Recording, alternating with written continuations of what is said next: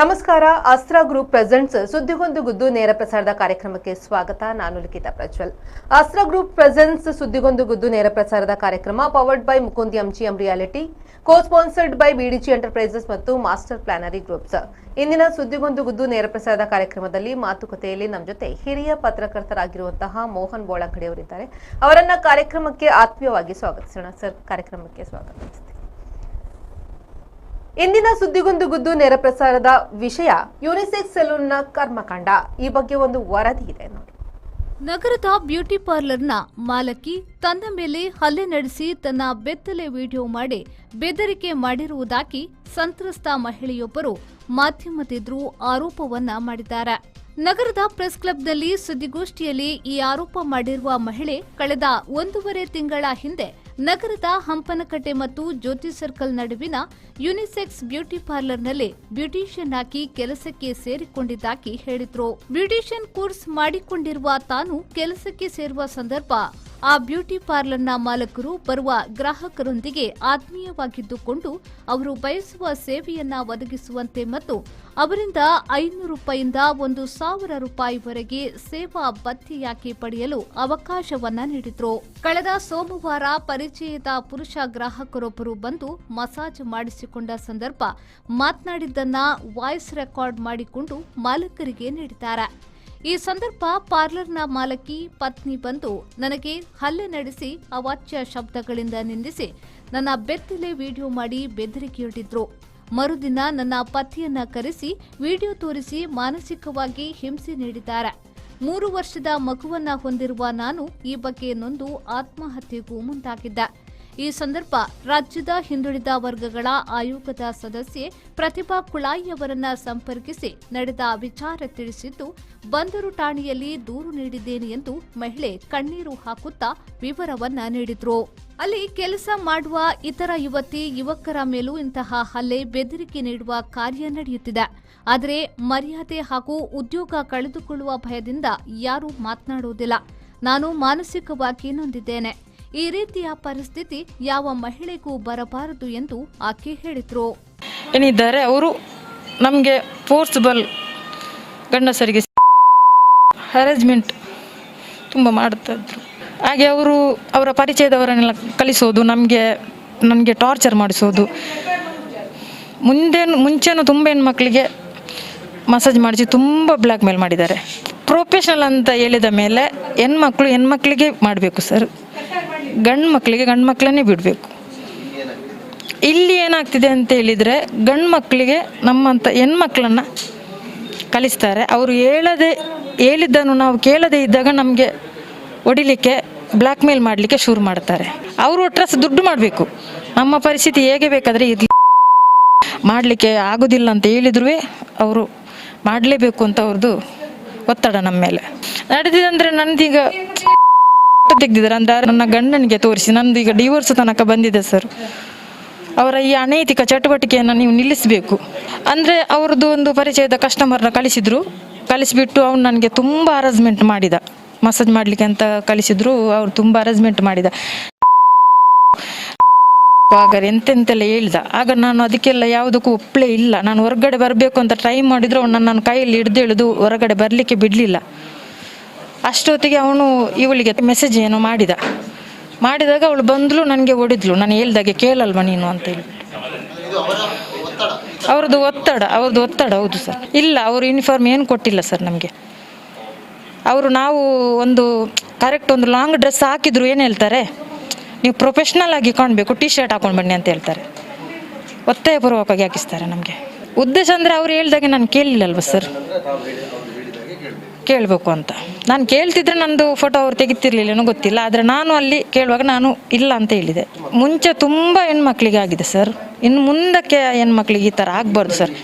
ಇವಾಗ ಒಬ್ಬ ಇದ್ದಾನೆ, ಅದಕ್ಕೆ ಮೊದಲು 1-2 ಹೇರ್ ಕಟ್ಟಿಂಗ್ ಮಾಡುವ ಬಾಯ್ಸ್ಗಳು ತುಂಬ ಟಾರ್ಚರ್ ಅನುಭವಿಸಿ ಅವರ ಕೈಯಲ್ಲಿ. ಅವರ ಮೊಬೈಲಲ್ಲಿ ವಿಡಿಯೋ ಹೊಡೆಯೋದು, ಬ್ಲ್ಯಾಕ್ ಮೇಲ್ ಮಾಡೋದು, ಮೊಬೈಲಲ್ಲಿ ವಿಡಿಯೋ ಮಾಡ್ಕೊಳ್ಳೋದು, ಅದನ್ನು ನೋಡಿ ಖುಷಿ ಪಡೋದು ಅವರು.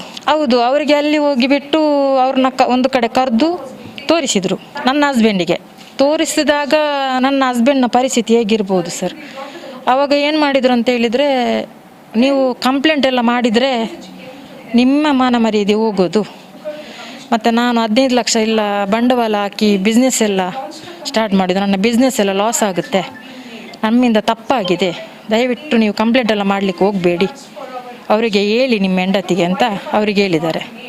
ಅವರು ಇಲ್ಲ ನಾವು ಕಮಿಷನರ್ಗೆ ಕಂಪ್ಲೇಂಟ್ ಮಾಡೋದು ಅಂತೇಳಿ ಅವರು ಬಂದಿದ್ದಾರೆ. ಅಲ್ಲಿ ಕೊಟ್ಟಿದ್ದೇನೆ ನಾನು, ನನಗೆ ನ್ಯಾಯ ಸಿಕ್ಕಿಲ್ಲ, ಕಮಿಷನರಿಗೆ ಕೊಟ್ಟಿದ್ದೇನೆ. ಪ್ರತಿಪಕ್ಕ ಕಮಿಷನರ್ ಹತ್ರ ಮಾತಾಡಿ ಎಲ್ಲ ಆಗಿ ನಾನು ಕಂಪ್ಲೇಂಟ್ ಎಲ್ಲ ಮಾಡಿದೆ, FIR ಆಗಿದೆ ಸರ್. ನ್ಯಾಯ ಸಿಕ್ಕಿಲ್ಲ ನನಗೆ ಈವರೆಗೂ. ಇಲ್ಲ ನಾನು ಅವ್ರ ಹತ್ರ ಟಿಪ್ಸು ಕೇಳಲಿಲ್ಲ, ಏನೂ ಇಲ್ಲ. ಅವರೇ ಒಳಗಡೆ ಕಸ್ಟಮರ್ ಬಂದುಬಿಟ್ಟು ನಿಮಗೆ ಇಷ್ಟು ಕೊಡ್ತೇನೆ, ಅಷ್ಟು ಕೊಡ್ತೇನೆ, ಜಾಸ್ತಿ ಕೊಡ್ತೇನೆ ಅಂತ ಅವರೇ ಹೇಳಿಬಿಟ್ಟು ಹ್ಯಾರಸ್ಮೆಂಟ್ ಮಾಡಿದ್ದು. ನಾನು ಟಿಪ್ಸಿದ ವಿಚಾರವೇ ಎತ್ತಲಿಲ್ಲ ಅವ್ರ ಹತ್ರ. ಅದೇನು ರೆಕಾರ್ಡ್ ಇದೆ ನೀವು ಕೇಳಿ ಅವ್ರದ್ದು. ಇವಾಗ ನನ್ನ ಗಂಡ ನನಗೆ ಡಿವೋರ್ಸ್ ಮಾಡುವುದಕ್ಕೆ ಬಂದಿದ್ದಾರೆ, ನಾನು ಬೇಡ ಅಂತಿದ್ದಾರೆ. ನನಗೆ ಒಂದು 3 ವರ್ಷದ ಒಂದು ಮಗು ಇದೆ ಸರ್. ನಾನು ಏನು ಮಾಡಲಿ, ತುಂಬ ಕಷ್ಟದಲ್ಲಿದ್ದೇನೆ, ತುಂಬ ಬಡವಳು ನಾನು. ರಾಜ್ಯ ಹಿಂದುಳಿದ ವರ್ಗಗಳ ಆಯೋಗದ ಸದಸ್ಯೆ ಪ್ರತಿಭಾ ಕುಳಾಯಿ ಅವರು ಮಾತನಾಡಿ, ನಗರದಲ್ಲಿ ಯುನಿಸೆಕ್ಸ್ ಸೆಲೂನ್ ಹೆಸರಿನಲ್ಲಿ ಮಸಾಜ್ ಪಾರ್ಲರ್ಗಳು ವ್ಯಾಪಕವಾಗಿ ನಡೆಯುತ್ತಿವೆ. ಸೆಲೂನ್ಗಳಲ್ಲಿ ಕೆಲಸ ಮಾಡುವ ಯುವಕ ಯುವತಿಯರನ್ನ ಮಸಾಜ್ ಮಾಡಿಸಲು ಬಳಸುತ್ತಿದ್ದಾರೆ. ಈ ಪ್ರಕರಣ ಅದಕ್ಕೊಂದು ಸಾಕ್ಷಿಯಾಗಿದ್ದು, ಪೊಲೀಸರು ಕೂಡಲೇ ಈ ಬಗ್ಗೆ ಕ್ರಮ ಕೈಗೊಳ್ಳಬೇಕು ಎಂದು ಒತ್ತಾಯಿಸಿದರು. ಇತ್ತೀಚೆಗೆ 4ನೇ ತಾರೀಕು ಆಗಸ್ಟ್ಗೆ ಒಬ್ಬಳು ಮಹಿಳೆ ನನ್ನ ಹತ್ರ ಬಂದು ದೂರನ್ನು ಹೇಳ್ತಾಳೆ. ಅವಳು ಒಂದು ಮಸಾಜ್ ಪಾರ್ಲರಲ್ಲಿ, ಬ್ಯೂಟಿ ಪಾರ್ಲರ್ ಹೆಸರಲ್ಲಿ ಮಸಾಜ್ ದಂಧೆಯನ್ನು ನಡೆಸ್ತಾ ಇದ್ದಾರೆ. ಈ ಹೆಣ್ಣು ಮಕ್ಕಳನ್ನು ಫೋರ್ಸ್ಫುಲ್ ಆಗಿ ಗಂಡಸರಿಗೆ ಮಸಾಜನ್ನು ಮಾಡಿಸ್ತಾ ಇದ್ದಾರೆ. ಸೊ ಈ ನಿಟ್ಟಿನಲ್ಲಿ ಅವರು ಕಸ್ಟಮರ್ ಹತ್ರ, ಓನರ್ ಏನಿದ್ದಾಳೆ ಹೊರಗಡೆ ಒಂದು ಬೇರೆ ಅಮೌಂಟನ್ನು ತಗೊಳ್ತಾಳೆ. ಅಲ್ಲಿದ್ದ ಲೇಡೀಸ್ ಹತ್ರ ಏನು ಹೇಳ್ತಾಳೆ ಅಂದರೆ, ನೀವು 500ರಿಂದ 1,000 ರೂಪಾಯಿವರೆಗೆ ನಿಮ್ಮ ಕಸ್ಟಮರ್ ಹತ್ರ ನೀವು ತಗೊಳ್ಬಹುದು ಅಂತ ಹೇಳ್ತಾಳೆ. ಅದಕ್ಕಿಂತ ಜಾಸ್ತಿ ತಗೊಳ್ಬಾರ್ದು ಅಂತ ಹೇಳಿ. ಈ ಲೇಡೀಸ್ ಏನು ಮಾಡ್ತಾಯಿದ್ರು ಒಳಗೆ ಅಂದರೆ, ದುಡ್ಡಿನ ಆಸೆಗೆ ಬೇಕಾಗಿ ಅವರು ಕಸ್ಟಮರ್ ಹತ್ರ ಜಾಸ್ತಿ ದುಡ್ಡು ಕೇಳ್ತಾಯಿದ್ರು. ಅದು ಅವಳಿಗೆ ಗೊತ್ತಾಗಿದ್ದಕ್ಕೆ ಅವಳೇ ಒಂದು ಕಸ್ಟಮರನ್ನಲ್ಲಿ ಕಳಿಸ್ತಾಳೆ. ಯಾರು ಕಸ್ಟಮರ್ ಇಂಥ ಹಲ್ಕ ಕೆಲಸ ಮಾಡಲಿಕ್ಕೆ ಬರುವವರು ರೆಕಾರ್ಡ್ ವಿಡಿಯೋ ಎಲ್ಲ ಇಟ್ಕೊಂಡು ಬರೋದಿಲ್ಲ. ಅವನು ಇಲ್ಲಿ ಬಂದು ರೇಟ್ಗಳನ್ನು ಮಾತಾಡ್ತಾನೆ ಈ ಲೇಡಿ ಹತ್ರ. ಅದರ ನಂತರ ಏಕಾಏಕಿಯಾಗಿ ಆ ಓನರ್ ಯಾರಿದ್ದಾಳೆ ಅವಳು ರೂಮ್ ಒಳಗೆ ಬರ್ತಾಳೆ. ಈ ಲೇಡಿಯನ್ನು ನೋಡಿ ಅಲ್ಲಿ ಅವಳು ಪಿಕ್ಚರ್ ತೆಗಿತಾಳೆ, ಫೋಟೋ ತೆಗಿತಾಳೆ. ಫೋಟೋ ತೆಗೆದು ಇವಳಿಗೆ ಬ್ಲ್ಯಾಕ್ ಮೇಲ್ ಮಾಡ್ತಾಳೆ. ಇವರ ಮಧ್ಯದಲ್ಲಿ ಮಾತುಕತೆ ನಡೀತದೆ. ಆವಾಗ ಈ ಲೇಡಿ ಹೇಳ್ತಾಳೆ, ನಾನು ಹೊರಗಡೆ ಹೋಗಿ ಹೇಳ್ತೇನೆ ನೀನು ಇಲ್ಲಿ ಏನು ಕೆಲಸ ಮಾಡ್ತಾ ಇದ್ದೀಯ ಅಂತ ಹೇಳಿ. ಆವಾಗ ಅವಳು ಹೇಳ್ತಾಳೆ ಏನಂದರೆ, ನೀವು ಹೊರಗಡೆ ಹೋಗಿ ಹೇಳಿದರೆ ನಾನು ನಿನ್ನ ಮನೆಯವ್ರಿಗೆ ತಿಳಿಸ್ತೇನೆ ಅಂತ ಹೇಳ್ತಾಳೆ.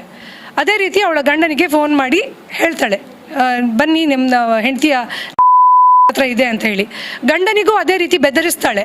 ಒಂದು ವೇಳೆ ನೀವು ಹೊರಗಡೆ ಇದನ್ನೆಲ್ಲ ಹೇಳ್ತಾ ಬಂದರೆ ನಾವು ಇದನ್ನು MMS ಮುಖಾಂತರ ನಾವು ರಿಲೀಸ್ ಮಾಡ್ತೇವೆ, ನಾವು ಸೋಷಿಯಲ್ ಮೀಡಿಯಾದಲ್ಲಿ ಹಾಕ್ತೇವೆ ಅಂತ ಹೇಳಿ, ವಾಟ್ಸಪ್ಪಲ್ಲಿ ನಾವು ಇದನ್ನು ಸರ್ಕ್ಯುಲೇಟ್ ಮಾಡ್ತೇವೆ ಅಂತ ಹೇಳ್ತಾಳೆ. ಅದರ ನಂತರ ಈ ಲೇಡಿ ಏನು ಮಾಡ್ತಾರೆ, ನನ್ನ ಹತ್ರ ಫೋನ್ ಮಾಡಿ ಹೇಳ್ತಾರೆ, ಈ ರೀತಿ ಎಲ್ಲ ಆಗಿದೆ, ನಾನು ತುಂಬ ಸಮಸ್ಯೆಯಲ್ಲಿದ್ದೇನೆ ಅಂತ ಹೇಳಿ. ನಾನು ಅವ್ರಿಗೆ ಇಮಿಡಿಯೇಟಾಗಿ ಕಮಿಷನರ್ ಹತ್ರ ಮಾತಾಡಿ ಅಂತ ಹೇಳ್ತೀನಿ. ನೆಕ್ಸ್ಟ್ ಡೇ ಹೋಗಿ ಅವರು ಕಮಿಷನರ್ ಹತ್ರ ಹೋಗಿ ಮಾತಾಡ್ತಾರೆ. ಆದರೆ ನನ್ನ ಆಶ್ಚರ್ಯಕ್ಕೆ ಇವತ್ತು ಏನು ಗೊತ್ತಾಯಿತು ಅಂದರೆ, 8 ತಾರೀಕಿಗೆ ಕಂಪ್ಲೇಂಟ್ ಕೊಟ್ಟಿದ್ದಾಳೆ, ಇವತ್ತಿನವರೆಗೆ FIR ಆಗಲಿಲ್ಲ. ಯಾಕೆ ಅಂತ ಹೇಳಿ ಪೊಲೀಸ್ ಕಮಿಷನರ್ ಇದಕ್ಕೆ ಉತ್ತರ ಕೊಡಬೇಕು. ಒಬ್ಬಳು ಸಂತ್ರಸ್ತೆ ಬಂದು ನಾನು ಈ ರೀತಿ ಮಾಡಿದ್ದೇನೆ, ನನಗೆ ಈ ರೀತಿ ಕಷ್ಟ ಆಗಿದೆ, ನಂದು ಫೋಟೋ ತೆಗೆದಿದ್ದಾರೆ ಅಂತೆಲ್ಲ ಹೇಳ್ಕೊಂಡಿದ್ದಾಳೆ. ಅದಲ್ಲದೆ ಎಲ್ಲಿ ಸಹ ಗಂಡಸರು ಹೆಂಗಸರಿಗೆ ಸರ್ವಿಸ್ ಮಾಡುವಂಥದ್ದಿಲ್ಲ ಇಂಥ ಬ್ಯೂಟಿ ಪಾರ್ಲರ್ಗಳಲ್ಲಿ, ಅಥವಾ ಹೆಂಗಸರು ಗಂಡಸರಿಗೆ ಡೋರ್ ಕ್ಲೋಸ್ ಮಾಡಿ ಮಾಡುವಂಥದ್ದು ಏನಿಲ್ಲ. ಫೇಶಿಯಲ್ ಗಂಡಸರಿಗೆ ಮಾಡಬೇಕು ಅಂತಂದರೆ ಓಪನಲ್ಲಿ ಮಾಡಿಸ್ಬೋದಿತ್ತು, ಯಾಕೆ ರೂಮಲ್ಲಿ ಕಳಿಸ್ತಾರೆ? ಏನು ದಂಧೆ ಇದೆ ಈ ಮಸಾಜ್ ಪಾರ್ಲರ್, ಬ್ಯೂಟಿ ಪಾರ್ಲರ್ ಅಂತೆಲ್ಲ ಹೇಳ್ಕೊಂಡು. ಇದು ನಾವು ಅಂದ್ಕೊಂಡಿದ್ದೇವೆ ಇದು ಬಂದಾಗಿದೆ ಅಂತ ಹೇಳಿ. ಮಂಗಳೂರಲ್ಲಿ ಇನ್ನೂ ಸಹ ಹೈಟೆಕ್ ಲೆವೆಲಲ್ಲಿ ಇದು ನಡೀತಾನೆ ಇದೆ. ಅದಕ್ಕೆ ಕಮಿಷನರ್ ಅವರು ಸೂಕ್ತವಾದ ಕ್ರಮವನ್ನು ತಗೊಳ್ಬೇಕು ಮತ್ತು ಈ ಲೇಡಿಗೆ ನ್ಯಾಯ ಕೊಡಿಸಬೇಕು, FIR ಮಾಡಬೇಕು. ಒಂದು ವೇಳೆ ಮಾಡಲಿಲ್ಲ ಅಂತಾದರೆ ನಾವು ಕಾನೂನಿನ ಮೊರೆ ಹೋಗ್ತೇವೆ. We will go to the court.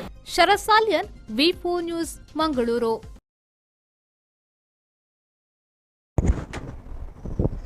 Sir, ಈ ಬ್ಯೂಟಿ ಪಾರ್ಲರ್ಗಳಲ್ಲಿ ನಡೆಯುತ್ತಿರುವಂತಹ ಮಸಾಜ್ ದಂಧೆಗೆ ಕಡಿವಾಣ ಇಲ್ವಾ ಅಂತ ಯಾವಾಗ ನೋಡಿ, ಇದು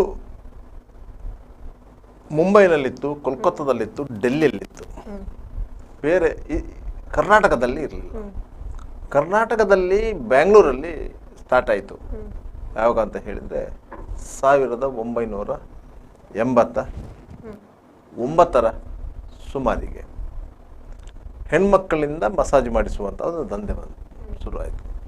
ಅದು ಬೆಂಗಳೂರಲ್ಲಿ ಬೇರೆ ಬೇರೆ ಕಡೆಗಳಲ್ಲಿ ಹರಡಿಕೊಂಡು ಹೋದಾಗ ಅಲ್ಲಿನ ಸ್ಥಳೀಯ ರೌಡಿಗಳು ಇದನ್ನೊಂದು ಎನ್ಕ್ಯಾಶ್ ಮಾಡಲಿಕ್ಕೆ ಹೊರಟರು. ಅಲ್ಲಿ ಬಂದು ಗಲಾಟೆ ಮಾಡೋದು. ಗಲಾಟೆ ಮಾಡಿದ ಕೂಡಲೇ ಇವರು ಪೊಲೀಸಿಗೆ ಹೇಳಬೇಕು, ಇಲ್ಲಾಂದರೆ ಬೇರೆ ರೌಡಿಗಳಿಗೆ ಹೇಳಬೇಕು. ಈ ರೀತಿಯ ಪರಿಸ್ಥಿತಿಯಲ್ಲಿ ಸಿಕ್ಕಾಕೊಂಡಿತ್ತು. ಪೊಲೀಸಿಗೆ ಹೇಳಿದ ಕೂಡಲೇ ಪೊಲೀಸರು ಏನು ಹೇಳ್ತಾ ಇದ್ರು ಅಂತ ಹೇಳಿದರೆ, ಯಾಕಂದರೆ ಪೊಲೀಸರು ಇವರಿಂದ ತಿಂಗಳ ಮಾಮೂಲಿ ತಗೊಳ್ತಾ ಇದ್ರು. ಪೊಲೀಸರು ಹೇಳಿದ್ರೆ ಅವ್ರಿಗೆ ಸ್ವಲ್ಪ ಕೊಟ್ಟು ಅಡ್ಜಸ್ಟ್ ಮಾಡಿಕೊಳ್ಳಿ ಅಂತ ಹೇಳ್ತಾ ಇದ್ರು. ಇದು ಎಲ್ಲಿವರೆಗೆ ಬೆಳೀತು ಅಂತ ಹೇಳಿದರೆ, ಒಂದು ಮಸಾಜ್ ಪಾರ್ಲರಿಗೆ ಇಬ್ಬರು ರೌಡಿಗಳು, ಶ್ರೀರಾಮ್ಪುರದ ರೌಡಿಗಳು ಹೋಗಿ ಬೆದರಿಸಿದರು. ಬೆಂಗಳೂರಿನ ಬಸವೇಶ್ವರ ನಗರದಲ್ಲಿ ಬೆದರಿಸಿದಾಗ ಅವರು ಬೇರೆ ಒಂದು ರೌಡಿಗೆ, ಅಂದರೆ MP ಜಯರಾಜ್ಗೆ ಮಂತ್ಲಿ ಕೊಡ್ತಾಯಿದ್ರು. ಅವರು MP ಜಯರಾಜ್ಗೆ ಹೇಳಿದರು, ಸರ್ ಹೀಗೆ ಇಬ್ಬರು ಬಂದು ನಮಗೆ ಬೆದರಿಸಿದ್ದಾರೆ ಅಂತೇಳಿ. ಎಷ್ಟೊತ್ತಿಗೆ ಬರ್ತಾರೆ ಅಂತಾರೆ, ಮಧ್ಯಾಹ್ನ ಬರ್ತಾರೆ ಅಂತ ಹೇಳಿದ್ರು. ಜಯರಾಜ್ ಒಂದು ಹುಡುಗರ ತಂಡವನ್ನು ಕಳಿಸಿದ. ಅವರು ಹೋಗಿ ಆ ಮಸಾಜ್ ಪಾರ್ಲರ್ನ ಒಳಗೆ ಅಡಗಿ ಕೂತರು. ಇವರು ಮಧ್ಯಾಹ್ನ ಹಣ ತಗೊಳ್ಳಿಕ್ಕಂತ ಹೋದರು. ಚೋಟು ಮತ್ತು ಸಿದ್ಧ ಅಂತೇಳಿ ಇಬ್ಬರು ರೌಡಿಗಳು, ಶ್ರೀರಾಮ್ಪುರದವರು. ಅವರನ್ನೆಲ್ಲ ಕತ್ತರಿಸಿ ಹಾಕಿದರು. ಕತ್ತರಿಸಿ ಹಾಕಿ ಅದರ ಪೀಸುಗಳನ್ನು ಆ ಕೆಂಗೇರಿಯ ಮೋರಿಯಲ್ಲೆಲ್ಲ ಹರಡಿಕೊಂಡು ಹೋದರು. ಆಯ್ತಾ, ಬೆಂಗಳೂರಲ್ಲಿ ಭಾರಿ ದೊಡ್ಡ ಮಟ್ಟದಲ್ಲಿ ಬೆಚ್ಚಿ ಬೀಳಿಸುವಂಥ ಘಟನೆ, ಡಬಲ್ ಮರ್ಡರ್ ಆದದ್ದು ಇದೇ ಮಸಾಜ್ ಪಾರ್ಲರ್ನ ಒಳಗೆ. ಆ ಸಂದರ್ಭದಲ್ಲಿ ಎಚ್ಚೆತ್ತುಕೊಂಡಂಥ ಆಗಿನ ಪೊಲೀಸ್ ಕಮಿಷನರ್ ಅದನ್ನು ಎಲ್ಲ ಮಸಾಜ್ ಪಾರ್ಲರ್ಗಳನ್ನು ಬಂದ್ ಮಾಡಿಸಿದರು. ಆಯಿತಾ, ಅದರ ನಂತರ ತುಂಬ ವರ್ಷದ ನಂತರ ಅದು ಪುನಃ ಸ್ಟಾರ್ಟ್ ಆಯಿತು. ಅದೇ ರೀತಿ ಮಂಗಳೂರಲ್ಲಿ ಇದು ಆರಂಭವಾದದ್ದು 1994ರಲ್ಲಿ. ಗಣಪತಿ ಹೈಸ್ಕೂಲು ರಸ್ತೆಯ ಒಂದು ಹೋಟೆಲ್ನ ಒಂದು ಕೊಠಡಿಯಲ್ಲಿ ಯಾವನೋ ಒಬ್ಬ ಡಾಕ್ಟ್ರು ಅಂತ ಹೇಳಿಕೊಂಡು ಮಸಾಜ್ ಪಾರ್ಲರ್ ಆರಂಭ ಮಾಡಿದ್ದ. ಆದರೆ ಅದು ಹೆಚ್ಚು ದಿನ ಉಳಿಲಿಲ್ಲ. ಯಾಕಂದರೆ ಪೊಲೀಸರಿಗೆ ಅದರ ಮಾಹಿತಿಗಳು ಗೊತ್ತಾಯಿತು, ಅವರು ಬಂದ್ ಮಾಡಿಸಿದ್ರು. ಅದರ ನಂತರ ಇದಕ್ಕೆ ಒಂದು ಆಯುರ್ವೇದಿಕ್ ಥೆರಪಿ ಎನ್ನುವ ಹೆಸರು ಕೊಟ್ಟು ಸ್ಟಾರ್ಟ್ ಮಾಡಿದ್ರು. ಆಯುರ್ವೇದಿಕ್ ಥೆರಪಿ. ಈಗ ನಮ್ಮಲ್ಲಿ ಆಯುರ್ವೇದಿಕ್ ಮಸಾಜ್ ಸೆಂಟರ್ಗಳಿವೆ, ಹಾಸ್ಪಿಟ್ಲ್ಗಳಿವೆ ಆಯುರ್ವೇದಿಕ್. ಅವರೆಲ್ಲರೂ ಈ ಕೈ ಕಾಲು ಇಂಥ ಯಾವುದಾದ್ರೂ ತೊಂದರೆಗಳಿದ್ದರೆ ಅದಕ್ಕೆ ಎಣ್ಣೆ ಮಸಾಜ್ ಮಾಡುವಂಥದ್ದು ಟ್ರೀಟ್ಮೆಂಟ್, ಮೆಡಿಕಲ್ ಟ್ರೀಟ್ಮೆಂಟ್. ಅದು ಆಯುರ್ವೇದಿಕ್ ಮೆಡಿಸಿನ್ ನಾನು ಬಳಸಿಕೊಂಡು ಟ್ರೀಟ್ಮೆಂಟ್ ಮಾಡುವುದು. ಅದೇ ಮಾದರಿಯಲ್ಲಿ ಇದನ್ನು ತಂದರು. ಇದು ಆಯುರ್ವೇದಿಕ್ ಟ್ರೀಟ್ಮೆಂಟ್ ಅಂತೇಳಿ. ಇದರಲ್ಲಿ ಇರೋದು ಟೋಟಲಿ ಲೈಂಗಿಕ ಕ್ರಿಯೆಯನ್ನು ಮಾಡುವುದೇ ಹೊರತು ಮತ್ತೇನೂ ಅಲ್ಲ. ಅಬ್ಸಲ್ಯೂಟ್ಲಿ ಇದು ಪ್ರಚೋದನೆ ಮಾಡುವಂಥದ್ದು ಕ್ರಿಮಿನಲ್ ಅಫೆನ್ಸ್. ಆದರೆ ಪೊಲೀಸರು ಇದರ ಮೇಲೆ ಕ್ರಮ ಕೈಗೊಳ್ತಾ ಇಲ್ಲ. ಯಾಕಂತ ಹೇಳಿದರೆ, ಪೊಲೀಸರಿಗೆ ಯಾವುದೇ ಒಂದು ಕೃತ್ಯಗಳು ನಡೀತಿದೆ, ಕಾನೂನು ಬಾಹಿರ ಕೃತ್ಯಗಳು ನಡೀತಿದೆ ಅಂತ ಹೇಳಿದರೆ ಅದರ ಮೇಲೆ ರೈಡ್ ಮಾಡುವಂಥ ಅಧಿಕಾರಗಳಿವೆ, ಇಲ್ಲ ಅಂತ ಅಲ್ಲ. ಆದರೆ ಕೆಲವೊಂದು ರಿಸ್ಟ್ರಿಕ್ಷನ್ಗಳು ಸಹ ಇದೆ. ಕೆಲವೊಂದು ರಿಸ್ಟ್ರಿಕ್ಷನ್ಸ್ ಇವೆ. ಅದಕ್ಕೆ ಬೇಕಾಗಿ ಪೊಲೀಸರು ಏನು ಮಾಡ್ತಾರೆ ಅಂತ ಹೇಳಿದರೆ, ಅವರನ್ನು ಸ್ವಲ್ಪ ಎಚ್ಚರಿಕೆಯಲ್ಲಿ ಇರಲಿಕ್ಕೆ ಹೇಳ್ತಾರೆ.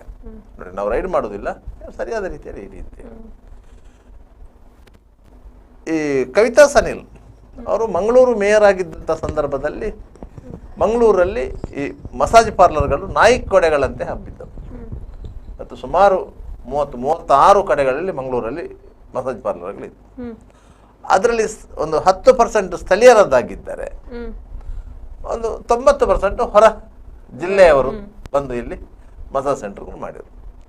ಅವರು ಏನು ಮಾಡ್ತಾ ಇದ್ರು ಅಂತ ಹೇಳಿದರೆ, 3 ತಿಂಗಳ ಅಡ್ವಾನ್ಸ್ ಕೊಡ್ತಾ ಇದ್ರು. ಅಡ್ವಾನ್ಸ್ ಕೊಟ್ಟು ಅಂಗಡಿ ಓಪನ್ ಮಾಡ್ತಾ ಇದ್ರು.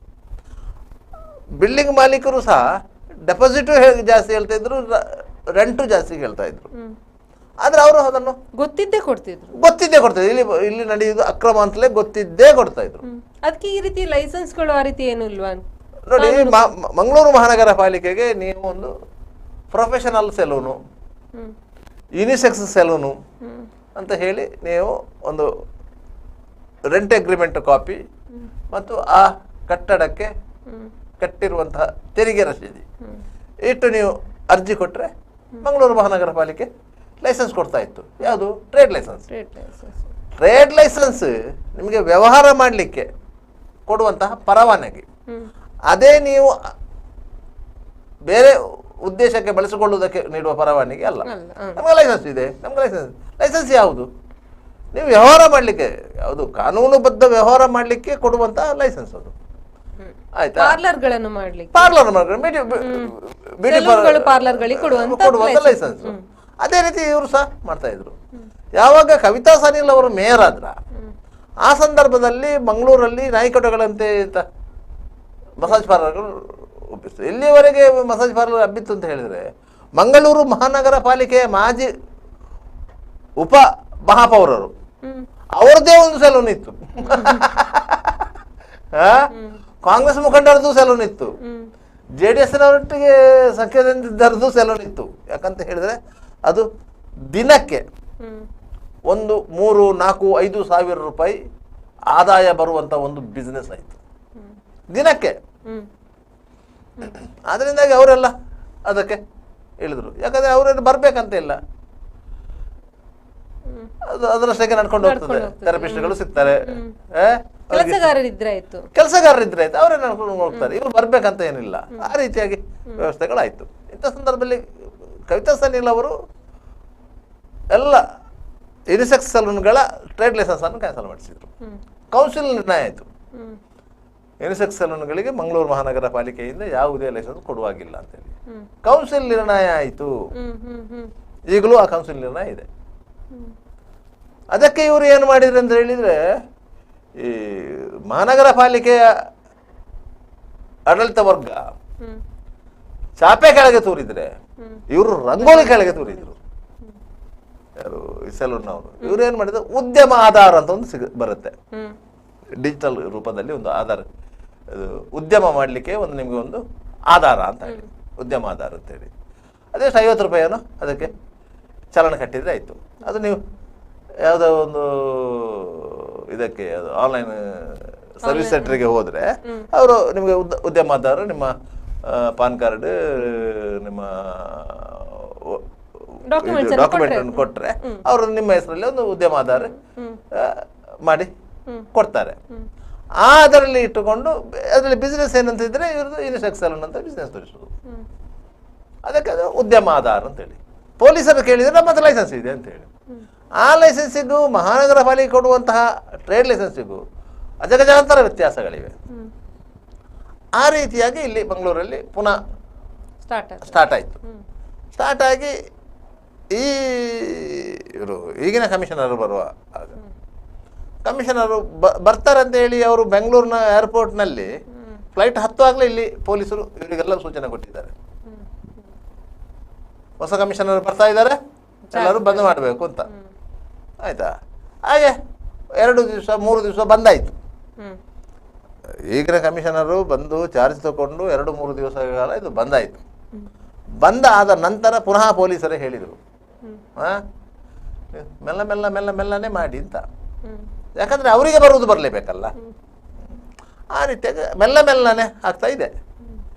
ಆಗಾಗ ಸುದ್ದಿ ಆಗ್ತಾ ಇದೆ.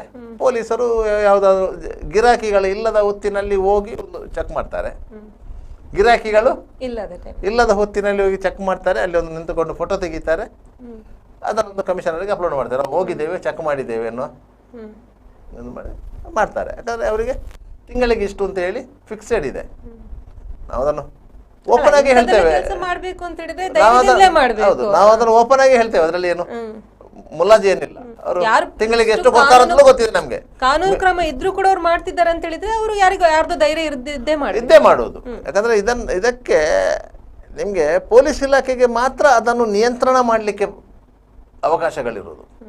ಪೊಲೀಸರಿಗೆ ಕೇಳಿದರೆ ನೀವು, ಅವರು ಹೇಳ್ತಾರೆ ಇಲ್ಲ ನಮ್ಗೆ ಏನು ಮಾಡ್ಲಿಕ್ಕೆ ಸಾಧ್ಯ ಆಗೋದಿಲ್ಲ, ಕಾನೂನು ಪ್ರಕಾರ ಏನು ಮಾಡ್ಲಿಕ್ಕೆ ಸಾಧ್ಯ ಆಗೋದಿಲ್ಲ, ಹೈಕೋರ್ಟಿಂದ ಆದೇಶ ಇದೆ ಅಂತ ಹೇಳಿ. ಹೈಕೋರ್ಟಿನಿಂದ ಆದೇಶ ಇದೆ. ಮಂಗಳೂರಿನ ಒಟ್ಟು 27 ಮಂದಿ ಯುನಿಸೆಕ್ಸ್ ಸಲೂನ್ನ ಮಾಲಕರು ಹೈಕೋರ್ಟಲ್ಲಿ ಒಂದು ರಿಟ್ ಪಿಟಿಷನ್ ಹಾಕಿದ್ರು. ಮಂಗಳೂರು ನಗರ ಪೊಲೀಸ್ ಕಮಿಷನರು ಅನ್ನು ಪಾರ್ಟಿ ಮಾಡಿ ಪೊಲೀಸರು ನಮಗೆ ನಮ್ಮ ಲೆಜಿಟಿಮೇಟ್ ಬಿಸ್ನೆಸ್ಸಿಗೆ ಕಾನೂನುಬದ್ಧ ವ್ಯವಹಾರಕ್ಕೆ ತೊಂದರೆ ಮಾಡ್ತಾ ಇದ್ದಾರೆ. ನಮ್ಮ ಹತ್ರ ಉದ್ಯಮಾದಾರ್ ಲೈಸೆನ್ಸ್ ಇದೆ, ಬಾಡಿಗೆ ಕೊಟ್ಟುವುದಕ್ಕೆ ದಾಖಲೆಗಳಿವೆ, ಅಗ್ರಿಮೆಂಟ್ ಇದೆ, ಈ ರೀತಿ ಎಲ್ಲ ಇದ್ರೂ ಪೊಲೀಸರು ನಮ್ಗೆ ತೊಂದರೆ ಕೊಡ್ತಾ ಇದ್ದಾರೆ ಅಂತ ಹೇಳಿ. ಅಲ್ಲ ಅವ್ರೀಗ ಕೋರ್ಟಿಗೆ ಹೋದ್ರು ಓಕೆ, ಆದ್ರೆ ಕಾನೂನು ಪ್ರಕಾರವಾಗಿ ಮಾಡುವಂತ ಇದೇ ರೀತಿ ಮಾಡ್ತದೆ ಅಂತ ಅಲ್ಲ. ನಾನು ಅದನ್ನೇ ಹೇಳಲಿಕ್ಕೆ ಬಂದೆ. ಹೋದ್ರು, ಹೋದಾಗ ಜಸ್ಟಿಸ್ ನಾಗಪ್ರಸನ್ನ ಅವರ ಬೆಂಚ ಮತ್ತೆ ಯಾರದ್ದು ಬೆಂಚು, ಅವರ ಬೆಂಚಿಗೆ ಬಂತು. ಅವರು ಸರ್ಕಾರಕ್ಕೆ ನೋಟಿಸ್ ಮಾಡಿದರು. ಆಗ ಸರ್ಕಾರದ ಪರವಾಗಿ SPP ಅವರು ಹಾಜರಾದರು. ವಾದ ಪ್ರತಿವಾದ ನಡೆಯಿತು. ಇವರ ಪರವಾಗಿ ರಾಜಾರಾಮ್ ಸೂರಂಬೈಲ್ ಅಂತ ವಕೀಲರು ರೆಪ್ರೆಸೆಂಟ್ ಮಾಡಿದ್ರು, ಸರ್ಕಾರದ ಪರವಾಗಿ ಬೇರೆ ಯಾರೋ ವಕೀಲರು ಮಾಡಿದರು.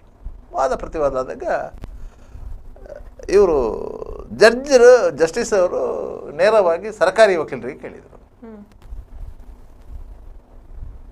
ಗಂಡಸಿಗೆ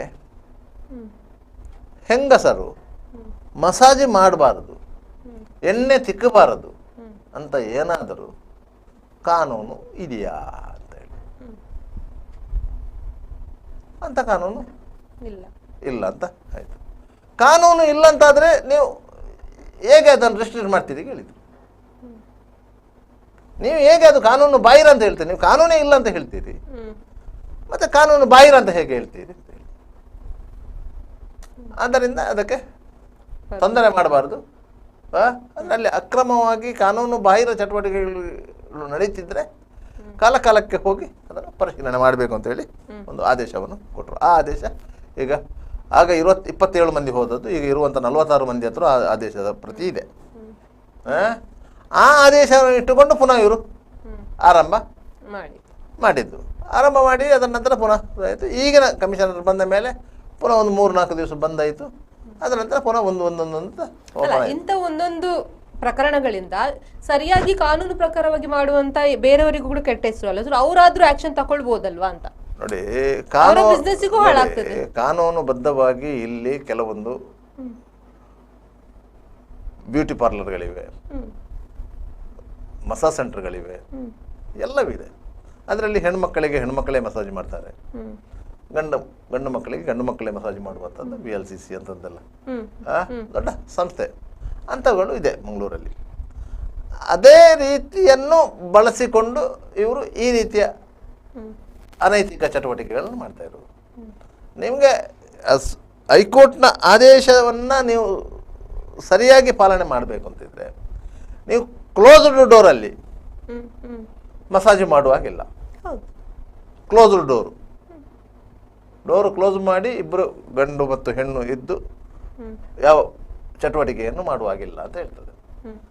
ಅದಕ್ಕೆ ಪೊಲೀಸರು ಸಂದರ್ಭದಲ್ಲಿ ಪರ್ಮಿಷನ್ ಕೊಡುವಾಗ ಏನು ಮಾಡಿದ್ರು ಅಂತ ಹೇಳಿದ್ರು ಅಂತ ಹೇಳಿದ್ರೆ, ನೀವು ಡೋರ್ ಅರ್ಧವನ್ನು ಕಟ್ ಮಾಡಿ ಅಂತ ಹೇಳಿದ್ರು. ಭಾಗ ಓಪನ್ ಇರಬೇಕು, ಮೇಲ್ಭಾಗ ಕ್ಲೋಸ್ ಇರಲಿ. ಮೇಲ್ಭಾಗ ಕ್ಲೋಸ್ ಅರ್ಧ, ಯಾಕಂದ್ರೆ ಕಾಲುಗಳು ಕಾಣಬೇಕು. ಯಾಕಂತ ಹೇಳಿದ್ರೆ ಮಸಾಜ್ ಪಡ್ಕೊಳ್ಳುವವನು ಬೆಡ್ಡಲ್ಲಿ ಮಲಗಿದ್ರೆ ಮಸಾಜ್ ಮಾಡುವವಳು ನಿಂತ್ಕೊಂಡಿರ್ತಾಳೆ. ಆದ್ದರಿಂದಾಗಿ ಅವಳ ಕಾಲುಗಳು ಹೊರಗಿನಿಂದ ಕಾಣಬೇಕು, ಮಸಾಜನ್ನು ಹೊರತುಪಡಿಸಿ ಬೇರೆ. ಸರ್, ಈ ಬಗ್ಗೆ ನಮ್ಮ ಜೊತೆ ಮಾತಾಡ್ಲಿಕ್ಕೆ ಮಾಜಿ ಮೇಯರ್ ಕವಿತಾ ಸನಿಲ್ ಅವರು ಇದ್ದಾರೆ. ಮೇಡಮ್ ನಮಸ್ತೆ. ನಮಸ್ತೆ, ಹೇಳಿ ಮೇಡಮ್. ಮಂಗಳೂರಿನಲ್ಲಿ ಬ್ಯೂಟಿ ಪಾರ್ಲರ್ಗಳಲ್ಲಿ ಮಸಾಜ್ ದಂಧೆ ನಡೀತಾ ಇದೆ ಅನ್ನುವಂತ ಆರೋಪ ಇದೆ. ನಿನ್ನೆ ಒಬ್ಳು ಮಹಿಳೆ ಬಂದು ಬ್ಯೂಟಿ ಪಾರ್ಲರ್ನಲ್ಲಿ ಮಸಾಜ್ ಮಾಡಿಸ್ತಾರೆ, ದೌರ್ಜನ್ಯ ಮಾಡ್ತಾರೆ ಅಂತ ಮಾಧ್ಯಮದವರ ಜೊತೆ ತಮ್ಮ ಅಳಲನ್ನ ಹೇಳ್ಕೊಂಡು ನೋವನ್ನ ಹೇಳ್ಕೊಂಡಿದ್ದಾರೆ. ಸೊ ನೀವೇನ್ ಹೇಳ್ತೀರಾ? ನಾನು ಹಿಂದೆ ಮೇಯರ್ ಆಗಿದ್ದಾಗ ಮತ್ತೆ ಆರೋಗ್ಯ ಸ್ಥಾಯಿ ಸಮಿತಿ ಅಧ್ಯಕ್ಷೆಯಾಗಿದ್ದಂತ ಸಂದರ್ಭದಲ್ಲಿ ಇಂಥದ್ದಂತ ಹೇಳಿದ್ರೆ ಅವರು ಬೇರೆ ಬೇರೆ ಕಾರಣಗಳಿಂದ ಮಂಗಳೂರು ಮಹಾನಗರ ಪಾಲಿಕೆಯಿಂದ ಟ್ರೇಡ್ ಲೈಸನ್ನ ಪಡ್ಕೊಂಡು, ಅಂದ್ರೆ ಡಾಕ್ಟರ್ನದ್ದು ಏನು ಕನ್ಸಲ್ಟೆನ್ಸಿ ಆ ರೀತಿ ಅಥವಾ ಆಯುರ್ವೇದಿಕ್ ಇದು ಅಂತ ಹೇಳ್ತಾರೆ ತಗೊಂಡಿದ್ರು. ಬಟ್ ಅಲ್ಲಿ ನಡೀತಾ ಇರುವಂತದ್ದು ಬೇರೆದು. ನಾನು ಅದಕ್ಕೆ ಯಾವಾಗೆಲ್ಲ ನಾವೆಲ್ಲ ಬೀಗ ಹಾಕಿದ್ದೇವೆ. ಆದ್ರೆ ಮತ್ತೆ ಇನ್ನೊಂದು ಏನು ಅಂತ ಹೇಳಿದ್ರೆ, ಏನ್ ಇವತ್ತು ಮಹಿಳೆ ಕಂಪ್ಲೇಂಟ್ ಕೊಟ್ಟಿದ್ದಾರೆ, ಅವರಿಗೆ ಸಹ ನಾನು ಸಹ ಒಂದು ಮಹಿಳೆಯಾಗಿದ್ದುಕೊಂಡು ನಾನು ಅವ್ರಿಗೆ ಹೇಳ್ತಾ ಇರೋದು. ಯಾಕಂತ ಹೇಳಿದ್ರೆ ನಾವು ಹೋದಂತ ಸಂದರ್ಭದಲ್ಲಿ ಅಲ್ಲಿ ಮಹಿಳೆಯರ ಇಂಥದೇ ನಡೀತಾ ಇರುವಾಗ ನಾವು ಅದನ್ನ ರೆಡ್ ಹ್ಯಾಂಡ್ ಆಗಿ ಹಿಡಿದಿದ್ದೆವು. ಅಂದ್ರೆ ಕೇರಳದವರು ಅಥವಾ ಆ ಕಡೆಯಿಂದವರೆಲ್ಲ ಬರುದು ಇಲ್ಲಿ ಯಾರು ಸ್ವಲ್ಪ ವೀಕ್ ಆಗಿದ್ದಾರೆ, ಫೈನಾನ್ಷಿಯಲಿ ಯಾರು ವೀಕ್ ಆಗಿದ್ದಾರೆ ಅಂತ ಮಹಿಳೆಯರಲ್ಲಿ ಸೇರ್ಕೊಂಡು ಬಹುಶಃ ಅವರ ಅವರಿಗೂ ಸಮಸ್ಯೆ ಇರ್ಬೋದು, ಬಟ್ ಅವರ ಮನೆಯಲ್ಲಿ ಸಹ ಗೊತ್ತಿಲ್ಲ ಅವರೇನು ಅಂತ ಹೇಳಿದ್ರೆ ನಾವು ಬ್ಯೂಟಿ ಪಾರ್ಲರ್ ಅಲ್ಲಿ ಕೆಲಸ ಮಾಡ್ತಾ ಇದ್ದೀವಿ ಅಂತ ಹೇಳ್ಕೊಂಡು ಅವ್ರು ಬರುದು ಅಂತ ಹೇಳಿ ನನ್ನ ಹತ್ರ ಆ ಸಮಯದಲ್ಲಿ ಹೇಳಿದ್ರು. ಬಟ್ ನಾವು ಆವಾಗ ಎಲ್ಲೂ ಕೂಡ ಮಹಿಳೆಯರನ್ನ ತೋರಿಸ್ಲಿಲ್ಲ. ಬಟ್ ಪುರುಷರು ಯಾರಲ್ಲಿ ಮಸಾಜ್ ಇದಕ್ಕೆ ಮಾಡ್ಲಿಕ್ಕೆ ಬಂದಿದ್ರು ಅವರನ್ನೆಲ್ಲ ನಾವು ಬಹುಶಃ ಅವೆಲ್ಲ ಬಹಳಷ್ಟು ವೈರಲ್ ಆಗಿತ್ತದು ವಿಡಿಯೋಗಳೆಲ್ಲ ನಾನು ಹೋದಂತ ಸಂದರ್ಭದಲ್ಲಿ.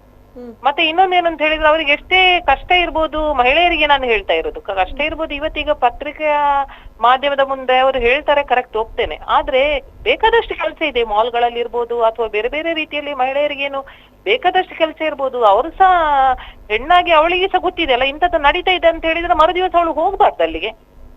ಅದನ್ನ ಯಾಕೆ ಕಂಟಿನ್ಯೂ ಮಾಡ್ತಾರಂತ ಹೇಳಿ ನನ್ನ ಪ್ರಶ್ನೆ. ನಾನು ವೈಯಕ್ತಿಕವಾಗಿ ಅವರಿಗೆ ಹೇಳುವಂತದ್ದು ಯಾಕಂತ ಹೇಳಿದ್ರೆ ಒಂದು ಕಡೆಯಲ್ಲಿ ತಪ್ಪ ಆಗ್ತಾ ಇದೆ ಅಂತ ಹೇಳುವಾಗ ಅಲ್ಲಿ ಫಸ್ಟ್ ಮಹಿಳೆಗೆ ಗೊತ್ತಾಗುತ್ತೆ ಅಲ್ಲಿ ಹೀಗೆ ತಪ್ಪು ನಡೀತಾ ಇದೆ, ಏನೋ ರೂಟ್ ತಪ್ತಾ ಇದೆ ಅಂತ ಹೇಳುವಾಗ ಬಹುಶಃ ಆ ಮಹಿಳೆ ಅಲ್ಲಿ ಮರುದಿವಸದಿಂದ ಹೋಗ್ಬಾರ್ದು. ದುಡಿಮೆಗೆ ಹೊಟ್ಟೆ ತುಂಬಿಸ್ಲಿಕ್ಕೆ ಅದೇ ಮಾಡ್ಬೇಕು ಅಂತ ಇಲ್ಲಲ್ಲ, ಬೇಕಾದಷ್ಟು ಬೇರೆ ಬೇರೆ ಕೆಲಸಗಳಿವೆ, ಅದನ್ನು ಮಾಡ್ಬೇಕು ಒಂದನೇದು. ಮತ್ತೆ ಇನ್ನೊಂದೇನಂತ ಹೇಳಿದ್ರೆ ಇಂಥದ್ದರ ಮೇಲೆ ಮಹಾನಗರ ಪಾಲಿಕೆ ಇರ್ಬೋದು ಅಥವಾ ನಾವು ಪತ್ರಿಕಾ ಮಾಧ್ಯಮದವರು ಇರ್ಬೋದು ಅಂತ ಅವರುಂತಲ್ಲ, ಇದರ ಮೇಲೆ ಪೊಲೀಸ್ ಕಠಿಣ ಕ್ರಮಗಳನ್ನ ಕೈಗೊಳ್ಬೇಕು. ಯಾಕಂತ ಹೇಳಿದ್ರೆ ಇಂಥದ್ದನ್ನ ಮುಂದಕ್ಕೆ ನಡೀಬಾರ್ದು. ನಾನು ಲಾಸ್ಟ್ ಟೈಮ್ ನಾನು ಹೇಳಿದ್ದೆ ಏನಂತ ಹೇಳಿದ್ರೆ ಇದು ಬಾಂಬೆ ಅಲ್ಲ, ಅಲ್ಲೊಂದು ರೆಡ್ ಲೈಟ್ ಏರಿಯಾ ಅಂತ ಇದೆ ಬಾಂಬೆಯಲ್ಲಿ, ಅಲ್ಲಿ ಇಂಥದ್ದೆಲ್ಲ ನಡೀತದೆ. ನಮ್ಮ ಜಿಲ್ಲೆಗೆ ಅದರಲ್ಲೂ ಕೂಡ ಮಂಗಳೂರು ಅಂತ ಹೇಳಿದ್ರೆ ನಮ್ಮ ಜಿಲ್ಲೆಗೆ ವಿಶೇಷವಾದಂತ ಸ್ಥಾನಮಾನ ಇದೆ, ಹೆಸರು ಇದೆ. ಅಂತದನ್ನು ಯಾರೋ ಹೊರ ರಾಜ್ಯದವರು ಸಹ ಅಲ್ಲಿ ಬರುದು ಅಥವಾ ಬೇರೆ ಬೇರೆ ನಡೆಸ್ಕೊಂಡೆಲ್ಲ ಹಾಳು ಮಾಡೋದಕ್ಕೆ ಇದಕ್ಕೊಂದು ನಾವು ಕಡಿವಾಣ ಹಾಕ್ಲೇಬೇಕು. ಬಟ್ ನಮ್ಗೆಲ್ಲ ನಮ್ಮ ಟೈಮಲ್ಲಿ ಏನು ಅಂತ ಹೇಳಿದ್ರೆ ನಮ್ಗೆ 1 ವರ್ಷ ಮಾತ್ರ ಅವಕಾಶ ಇರುವಂತದ್ದು. ಸೊ ಆವಾಗ ನಾನು ಹೆಲ್ತ್ ಕಮಿಟಿ ಚೇರ್ಮನ್ ಆಗಿರುವಾಗ ಸಹ ಅದಕ್ಕೆ ಕಡಿವಾಣ ಹಾಕಿದೆ. ಬಟ್ ಮೇಯರ್ ಆಗಿದ್ದಂತ ಸಂದರ್ಭದಲ್ಲಿ ಸಹ ನಮ್ಮಿಂದ ಎಷ್ಟು ಸಾಧ್ಯವಿದೆ ಅಷ್ಟು ಕಡಿವಾಣ ಹಾಕಿದ್ದೇವೆ ನಾವು. ಮತ್ತೆ ಅದನ್ನ ತಿರ್ಗಾ ಕಂಟಿನ್ಯೂ ಮಾಡ್ತಾರಂತ ಹೇಳಿದ್ರೆ ನಾವು ಅದನ್ನು ಇಲಾಖೆ ನೋಡ್ಬೇಕು, ಸಂಬಂಧಪಟ್ಟ ಏನು ಇಲಾಖೆ ಇದೆ ಅವರು ನೋಡ್ಬೇಕು. ಮತ್ತೆ ಇಂಥದ್ದು ಆಗೋದು ತಪ್ಪು, ಇಂಥದ್ದು ಆಗ್ಬಾರ್ದು. ಅವರಿಗೇನು ಕಷ್ಟ ಪರಿಸ್ಥಿತಿ ಇರ್ಬೋದು. ಮತ್ತೆ ನಾನು ಮತ್ತೆ ತಿರ್ಗಾ ಅದನ್ನ ನಾನು ಹೇಳ್ತಾ ಇದ್ದೇನೆ, ದಯವಿಟ್ಟು ಮಹಿಳೆಯರು ಅದಕ್ಕೆ ಹೋಗಬಾರ್ದು ಅಂತ ಹೇಳುದು ನಾನು. ಅಂದ್ರೆ ಮಹಿಳೆಯರು ಮತ್ತೆ ಯುವತಿಯರನ್ನ ಟಾರ್ಗೆಟ್ ಮಾಡ್ಕೊಂಡು ಇಂಥ ಒಂದು ಕೆಲಸಗಳನ್ನ ಮಾಡ್ತಿದ್ದಾರೆ. ಹೌದು, ಯುವತಿಯರನ್ನ ಟಾರ್ಗೆಟ್ ಕೊಂಡೇ ಮಾಡ್ತಾ ಇರುದು. ನಾನು ಲಾಸ್ಟ್ ಟೈಮ್ ಹೇಳಿದ್ದೆ, ನಿಮ್ಗೆ ಬೇರೆ ಎಲ್ಲಿಯಾದ್ರೂ ಕೆಲಸ ಇದ್ರೆ ನಾನು ಮಾಡಿಸಿ ಕೊಡ್ತೇನೆ, ನೀವು ಇಲ್ಲಿ ಯಾಕೆ ಕೆಲಸ ಮಾಡ್ತಾ ಇದ್ದೀರಾ ಅಂತ ಹೇಳುವಾಗ ಮನೆಯಲ್ಲಿ ಕೆಲವರೆಲ್ಲ ಮದುವೆದವರು, ಕೆಲವರು ಮದುವೆ ಆಗದೇ ಇರುವಂತ ಹುಡುಗಿಯರು, ಅಲ್ಲೆಲ್ಲ ಏಜ್ಡ್ ಎಲ್ಲ ಬಂದವರೆಲ್ಲ ಮಸಾಜ್ಗೆಲ್ಲ ಬರುವಂತದ್ದು ಏಜ್ಡ್ ಪರ್ಸನ್ಸ್ ಎಲ್ಲ ಅಲ್ಲಿ ಬರ್ತಾ ಇದ್ರು. ಕೇರಳದಿಂದ ಎಲ್ಲೆಲ್ಲಿಂದ ಮಂಜೇಶ್ವರ ಆ ಕಡೆ ನಾನು ಹೋದಂತ ಸಂದರ್ಭದಲ್ಲಿ ಅಂತವರು ಸಿಕ್ಕಿದ್ರು. ನಾನು ಸರಿ ಜಾಡಿಸಿದ್ದೇನೆ ಅವರಿಗೆ. ಆ ಸಮಯದಲ್ಲಿ ನಾನೊಂದು ಜ್ಯೋತಿಯಲ್ಲಿ ಬಲ್ಮಠದಲ್ಲಿ ನಾನು ರೈಡ್ ಮಾಡಿರುವಂತದ್ದು, ಮತ್ತೊಂದು ಬಿಜೆಯಲ್ಲಿ ನಾನು ರೈಡ್ ಮಾಡಿರುವಂತದ್ದು. ಆ ಸಂದರ್ಭದಲ್ಲಿ ನಾನು ಸರಿಯಾಗಿ ಜೋರು ಮಾಡಿದ್ದೇನೆ ಅವರಿಗೆ. ಅಂದ್ರೆ ಅಲ್ಲಿ ಯಾರು ನಡೆಸ್ತಾ ಇದ್ದಾರೆ ಓನರ್ ಅವರಿಗೆ ನಾವು ಇದು ಮಾಡಿದೆ. ಮತ್ತೆ ಫೈನಲಿ ಆಗಿ ನಾನು ಹೇಳುವಂತದ್ದು ಅಂತದ್ದು, ಮಹಿಳೆಯರ ಅಂತದಕ್ಕೆ ಹೋಗ್ಬೇಡಿ ದಯವಿಟ್ಟು. ಬೇಕಾದಷ್ಟು ಕೆಲಸ ಇದೆ, ಬೇಜಾನ್ ಕೆಲಸ ಇದೆ. ಎಲ್ಲೋ ಅಲ್ಲಿ ಇಲ್ಲಿ ಕಂಪನಿಗಳಲ್ಲಿ ಅಥವಾ ದೊಡ್ಡದಲ್ಲದಿದ್ರು ಅದೇ ಸ್ಯಾಲ್ರಿಯಲ್ಲಿ ಅಷ್ಟೇ ಸಂಬಳಕ್ಕೆ ಬೇರೆ ಕಡೆಯಲ್ಲಿ ಸಿಗ್ತದೆ. ಎಷ್ಟು ಬಟ್ಟೆ ಅಂಗಡಿ ಇರ್ಬೋದು, ಅಲ್ಲಿ ಇಲ್ಲಿ ಎಲ್ಲ ಬೇಕಾದಷ್ಟು ಇರದೆ, ಈ ಮಾಲ್ಗಳಲ್ಲಿ ಇದೆ, ಅಲ್ಲಿ ಹೋಗ್ಬೋದಲ್ಲ, ಅಲ್ಲಿ ಟ್ರೈ ಮಾಡ್ಬೋದು ಅವರು ಕೂಡ ಅಲ್ಲಿ ಹೋಗಿ. ಮತ್ತೆ ನಾವು ಮೀಡಿಯಾದ ಮುಂದೆ ನಮ್ಗೆ ಹೀಗೆ ಆಗ್ತದೆ ಹಾಗೆ ಆಗ್ತದೆ ಅಂತ ಹೇಳುದು, ಅದು ಸಹ ಒಂಥರ ಎಲ್ರು ಬೇರೆ ಹೆಣ್ಮಕ್ಳಿಗೆ ಸಹ ಇದು ಅವ್ರು ಯಾಕೆ ಅಂದ್ರೆ ಎಲ್ಲಾ ಹೆಣ್ಣು ಸಮಾಜಕ್ಕೆ ಎಲ್ರಿಗೂ ಕೂಡ ಅದೊಂಥರ ಇದಾಗ್ತದೆ. ಮತ್ತೆ ಅದನ್ನ ಅವರು ಆ ರೀತಿ ನೀವು ಹೇಳಿರುವಂತದ್ದು ಸರಿ. ಏನು ಅಂತ ಹೇಳಿದ್ರೆ ಯಾರು ಫೈನಾನ್ಷಿಯಲಿ ವೀಕ್ ಆಗಿರ್ತಾರೆ ಅವರನ್ನೇ ಅವರು ಉಪಯೋಗ ಮಾಡ್ಕೊಳ್ತಾರೆ. ಅವ್ರಿಗೇನು ಮನೆಯಲ್ಲಿ ಕಷ್ಟ ಇದೆ ಅಂತವರನ್ನೇ ಅವರು ಸ್ವಲ್ಪ ಟಾರ್ಗೆಟ್ ಮಾಡ್ಕೊಂಡು ವೀಕ್ನೆಸ್ ಅನ್ನು ಇಟ್ಕೊಂಡು ಬ್ಲಾಕ್ ಮೇಲ್ ಮಾಡ್ತಿದ್ದಾರೆ ಅಂತ. ಹೌದು, ವೀಕ್ನೆಸ್ ಅನ್ನು ಇಟ್ಕೊಂಡು ಬ್ಲಾಕ್ ಮೇಲ್ ಮಾಡ್ತಾರೆ. ಮತ್ತೆ ನಾನೊಂದು ಏನೋ ವಿಡಿಯೋದಲ್ಲಿ ನೋಡಿದೆ, ಏನೋ ಹೇಳ್ತಾ ಇದ್ಲಪ್ಪ, ಏನು ಅಂತ ಹೇಳಿದ್ರೆ ನಾವು ಅದನ್ನು ನನ್ನ ಗಂಡನಿಗೆ ತೋರಿಸ್ತೇನೆ, ಹೀಗೆ ನೀನು ಮಾಡಿದನ್ನು ಬ್ಲಾಕ್ ಮೇಲ್ ಮಾಡ್ತಾ ಇದ್ದಾರಂತ ಹೇಳಿ. ಸೊ ಇಂಥದಕ್ಕೆಲ್ಲ ಅವರಿಂದಲೇ ಅವಕಾಶ ಆದದಲ್ವಾ ಅಂತ ನಾನು ಹೇಳ್ತಾ ಇರುದು. ಒಂದ್ಸಲ ಆಯ್ತು ಅದನ್ನು, ಬಟ್ ಅದನ್ನು ಕಂಟಿನ್ಯೂ ಮಾಡಿಕೊಂಡು ಹೋಗುದು ಬದಲು ಗಂಡನಿಗೆ ಹೇಳಿ ಆದ್ರೂ ಪರವಾಗಿಲ್ಲ, ಹೇಳು ತೊಂದ್ರೆ ಇಲ್ಲ ಅಂತ ಹೇಳಿ ಅದನ್ನು ಸರಿ ಮಾಡಿಕೊಂಡು ಹೋದ್ರೆ ಬಹುಶಃ ಲೈಫ್ ಲಾಂಗ್ ಅವಳ ಜೀವನ ಚೆನ್ನಾಗಿರುತ್ತದಲ್ಲ. ಇದು ಇವರಿಗೆ ಹೆದರಿಕೊಂಡು ಎಷ್ಟು ದಿನ ಅಂತ ಹೇಳಿ ಇದೇ ದಂಧೆಯಲ್ಲಿ ಅವಳು ಮುಂದುವರಿಸ್ತಾಳೆ. ಈಗ ಮಹಿಳೆ ಹೇಳುವ ಪ್ರಕಾರ ನಾವು ಕಂಪ್ಲೇಂಟ್ ಕೊಡ್ಲಿಕ್ಕೆ ಹೋಗಿದ್ದೇವೆ, ಆದ್ರೂ ಕೂಡ ಸರಿಯಾಗಿ ಪೊಲೀಸ್ ಇಲಾಖೆಯಿಂದ ಸರಿಯಾದಂತ ಸ್ಪಂದನೆ ಸಿಗ್ತಾ ಇಲ್ಲ ಅನ್ನುವಂಥದ್ದು. ಈ ಮಹಿಳೆಗೆ ಮುಂದೆ ನ್ಯಾಯ ಸಿಗ್ಬೋದಾ? ಪೊಲೀಸ್ ಇಲಾಖೆಯಿಂದ ಸ್ಪಂದನೆ ಸಿಗ್ತಾ ಇಲ್ಲ ಅಂತ ಹೇಳಿದ್ರೆ ಅದನ್ನು ನಾನು ಒಪ್ತೇನೆ. ಯಾಕಂತ ಹೇಳಿದ್ರೆ ಇದೆಲ್ಲ ನಡೀತಾ ಇರುದು ನೋಡಿ, ಪೊಲೀಸ್ ಇಲಾಖೆಗೆ ಇಲ್ಲಿ ಯಾರೋ ಟ್ರಿಪಲ್ ರೈಡ್ ಅಲ್ಲಿ ಹೋಗ್ತಾರೆ ಅಥವಾ ಏನೋ ಮಾಡ್ತಾರೆ, ಹೆಲ್ಮೆಟ್ ಹಾಕದೆ ಹೋಗ್ತಾರೆ, ಸೀಟ್ ಬೆಲ್ಟ್ ಹಾಕದೆ ಹೋಗ್ತಾರೆ, ಮೊಬೈಲ್ ಫೋನ್ ಅಲ್ಲಿ ಹೋಗ್ತಾರೆ, ಅದನ್ನೆಲ್ಲ ಹಿಡಿದು ಮಾಡ್ತಾರೆ. ಅಥವಾ ಯಾರೋ ಒಂದು ಪಾಪದವ್ರು ಮನೆ ಕಟ್ತಾ ಇದ್ದಾರೆ, ಅಲ್ಲಿ ಲಾರಿ ನಿಲ್ಲಿಸಿ ಅವರ ಹೊಯ್ಗೆಯನ್ನ ನಿಲ್ಲಿಸುದು, ಕಲ್ಲನ್ನ ನಿಲ್ಲಿಸುದು, ಹೋಗುವವರಿಗೆ ಇಂಥದ್ದೆಲ್ಲ ಪೊಲೀಸ್ ಇಲಾಖೆ ಗೊತ್ತಿಲ್ವಾ? ಗೊತ್ತೇ ಇದೆ, ಗೊತ್ತಿಲ್ಲದೆ ಏನೋ ನಡೀತಾ ಇರುದಲ್ಲ, ಗೊತ್ತಿದೆ. ಅಂದ್ರೆ ಇವರಿಗೆ ಮಾಮೂಲಿ ಬರ್ತಾ ಇಲ್ಲ. ನಾನು ಇರುವಂತ ಸಂದರ್ಭದಲ್ಲೇ ಹೇಳಿದ್ರು, ನಮ್ಮ ಮಾಮ ಅವಳೊಬ್ಳು ಯಾವಾಗ ಲಾಸ್ಟ್ ಟೈಮ್ ಏನ ಸ್ಕಿಲ್ ಗೇಮ್ ನವಳು ಓಪನ್ ಆಗಿ ಹೇಳಿದಾಳೆ, ನಮ್ಮ ಸ್ಟೇಷನ್ಗೆ ನಾವು ಇಷ್ಟು ಲಕ್ಷ ಕೊಡ್ತೇವೆ ಅಂತ ಹೇಳಿ. ಪೊಲೀಸ್ ಇವರ ಮೊದ್ಲೇನೆ ಹೇಳಿದ ವಿಡಿಯೋ ಈಗ್ಲೂ ನೀವು ಯೂಟ್ಯೂಬ್ ಅಲ್ಲಿ ನೋಡಿದ್ರೆ ಇದೆ. ಸೊ ಪೊಲೀಸ್ ಇಲಾಖೆ ಸಹ ಈಗ ಏನು ನಿಷ್ಠಾವಂತ ಅಧಿಕಾರಿ ಬಂದಿದ್ದಾರೆ, ಅವರು ಏನೋ ಬಹುಶಃ ಕ್ರಮ ಕೈಗೊಳ್ಬಹುದು ಅನ್ನೋ ವಿಶ್ವಾಸ ಇದೆ. ಸೊ ಪೊಲೀಸ್ ಇಲಾಖೆಗೆ ಗೊತ್ತಿಲ್ಲದಿದ್ದು ಯಾವುದೂ ನಡೆಯುವುದಿಲ್ಲ. 100% ಎಲ್ಲಿ ಸ್ಕಿಲ್ ಗೇಮ್ಗಳಿದೆ, ಎಲ್ಲಿ ಮಸಾಜ್ ಪಾರ್ಲರ್ಗಳಿವೆ, ಎಲ್ಲಿ ಗಾಂಜಾ ಸಪ್ಲೈ ಆಗ್ತದೆ, ಎಲ್ಲಿ ಡ್ರಗ್ಸ್ ಆಗ್ತಾ ಇದೆ, ಯಾವ ಅಂಗಡಿಯಲ್ಲಿ ಮಾಡ್ತಾ ಇದ್ದಾರೆ, ಪ್ರತಿಯೊಂದು ಪೊಲೀಸ್ ಇಲಾಖೆಗೆ ಗೊತ್ತೇ ಇದೆ. ಗೊತ್ತಿಲ್ಲದೆ ಯಾವುದೂ ನಡೀತಾ ಇಲ್ಲ. ಇದು ಸುಮ್ನೆ ನಾವು ಮೂರ್ಖರಷ್ಟೇ. ನೀವು ಮತ್ತು ನಾವು ಏನು ಮಾತಾಡ್ತಾ ಇರುವವರು ಜನಪ್ರತಿನಿಧಿಗಳಿರ್ಬೋದು ಅಥವಾ ಸಾರ್ವಜನಿಕರು ಇರ್ಬೋದು ಅಥವಾ ಪತ್ರಿಕೆಯವರು ಅಥವಾ ಮೀಡಿಯಾದವರು ನಾವಿಲ್ಲಿ ಬೊಬ್ಬೆ ಹೊಡಿತೇವೆ ವಿನಃ ಇದನ್ನೆಲ್ಲ ನೋಡಿಕೊಂಡವರು ಇಲಾಖೆಯವರು ಇದ್ದೇ ಇರ್ತದೆ, ಅವ್ರಿಗೆ ಗೊತ್ತಿರ್ತದೆ. ಗೊತ್ತಿದ್ರೆ ಇಷ್ಟೆಲ್ಲ ಹಿಡಿಯುವವರು ಇದು ಗೊತ್ತಿಲ್ವ, ಇಂಥ ಕಡೆಗಳಲ್ಲಿ ಇದು ನಡೀತಾ ಉಂಟು ಅಂತ ಗೊತ್ತಾಗ್ತದಲ್ಲ, 100% ಗೊತ್ತಿರ್ತದೆ. ಓಕೆ, ಧನ್ಯವಾದಗಳು ಮೇಡಮ್ ಮಾಹಿತಿನ ಹಂಚಿಕೊಂಡಿದ್ದಕ್ಕೆ. Okay, thank you. ನೋಡಿ, ಕವಿತಾ ಸಾನಿಲ್ ಅವರು ಮೇಯರ್ ಆಗಿದ್ದಂತ ಸಂದರ್ಭದಲ್ಲಿ ಪಳ್ಳಿಯನ್ನ ಒಂದು ರಿಕ್ರಿಯೇಷನ್ ಕ್ಲಬ್, ಅದು ಪಾರ್ಲರ್ ರಿಕ್ರಿಯೇಷನ್ ಕ್ಲಬ್, ಅದಕ್ಕೆ ಲೈಸೆನ್ಸ್ ಇರಲಿಲ್ಲ, ಟ್ರೇಡ್ ಲೈಸೆನ್ಸ್ ಇರಲಿಲ್ಲ. ಅದಕ್ಕೆ ಅಲ್ಲಿಗೆ ರೈಡ್ ಮಾಡಿದ್ರು. ಅಷ್ಟಾಗಿ ಅದನ್ನು ನಡೆಸ್ತಾ ಇದ್ದದ್ದು ಒಂದು ಮಹಿಳೆ. ಅವರು ಅಲ್ಲಿ ಓಪನ್ ಆಗಿ ಹೇಳಿದ್ರು, 2,40,000 ರೂಪಾಯಿ ನಾನು ತಿಂಗಳಿಗೆ ಪೊಲೀಸರಿಗೆ ಕೊಡ್ತಾ ಇದ್ದೇನೆ. ಆಯ್ತಾ? ಮೇಯರ್ ಅವರು ಪೊಲೀಸ್ ಸ್ಟೇಷನ್ಗೆ ಫೋನ್ ಮಾಡಿದ್ದಾರೆ, ಪೊಲೀಸರು ಸ್ಥಳಕ್ಕೆ ಬರಲಿಲ್ಲ. ಈ ಮಹಿಳೆಯ ಕಡೆಯವರು ಅಲ್ಲಿ ಸೇರಿದ್ದಾರೆ. ಅವ್ರನ್ನ ಏನು ಮಾಡುವುದಂತ ಇವರಿಗೆ ಗೊತ್ತಾಗಲಿಲ್ಲ. ಇವರೊಟ್ಟಿಗೆ ಆರೋಗ್ಯಾಧಿಕಾರಿ ಇದ್ದಾರೆ, ಬೇರೆ ಬೇರೆ ಸ್ಟಾಫ್ ಇದ್ದಾರೆ.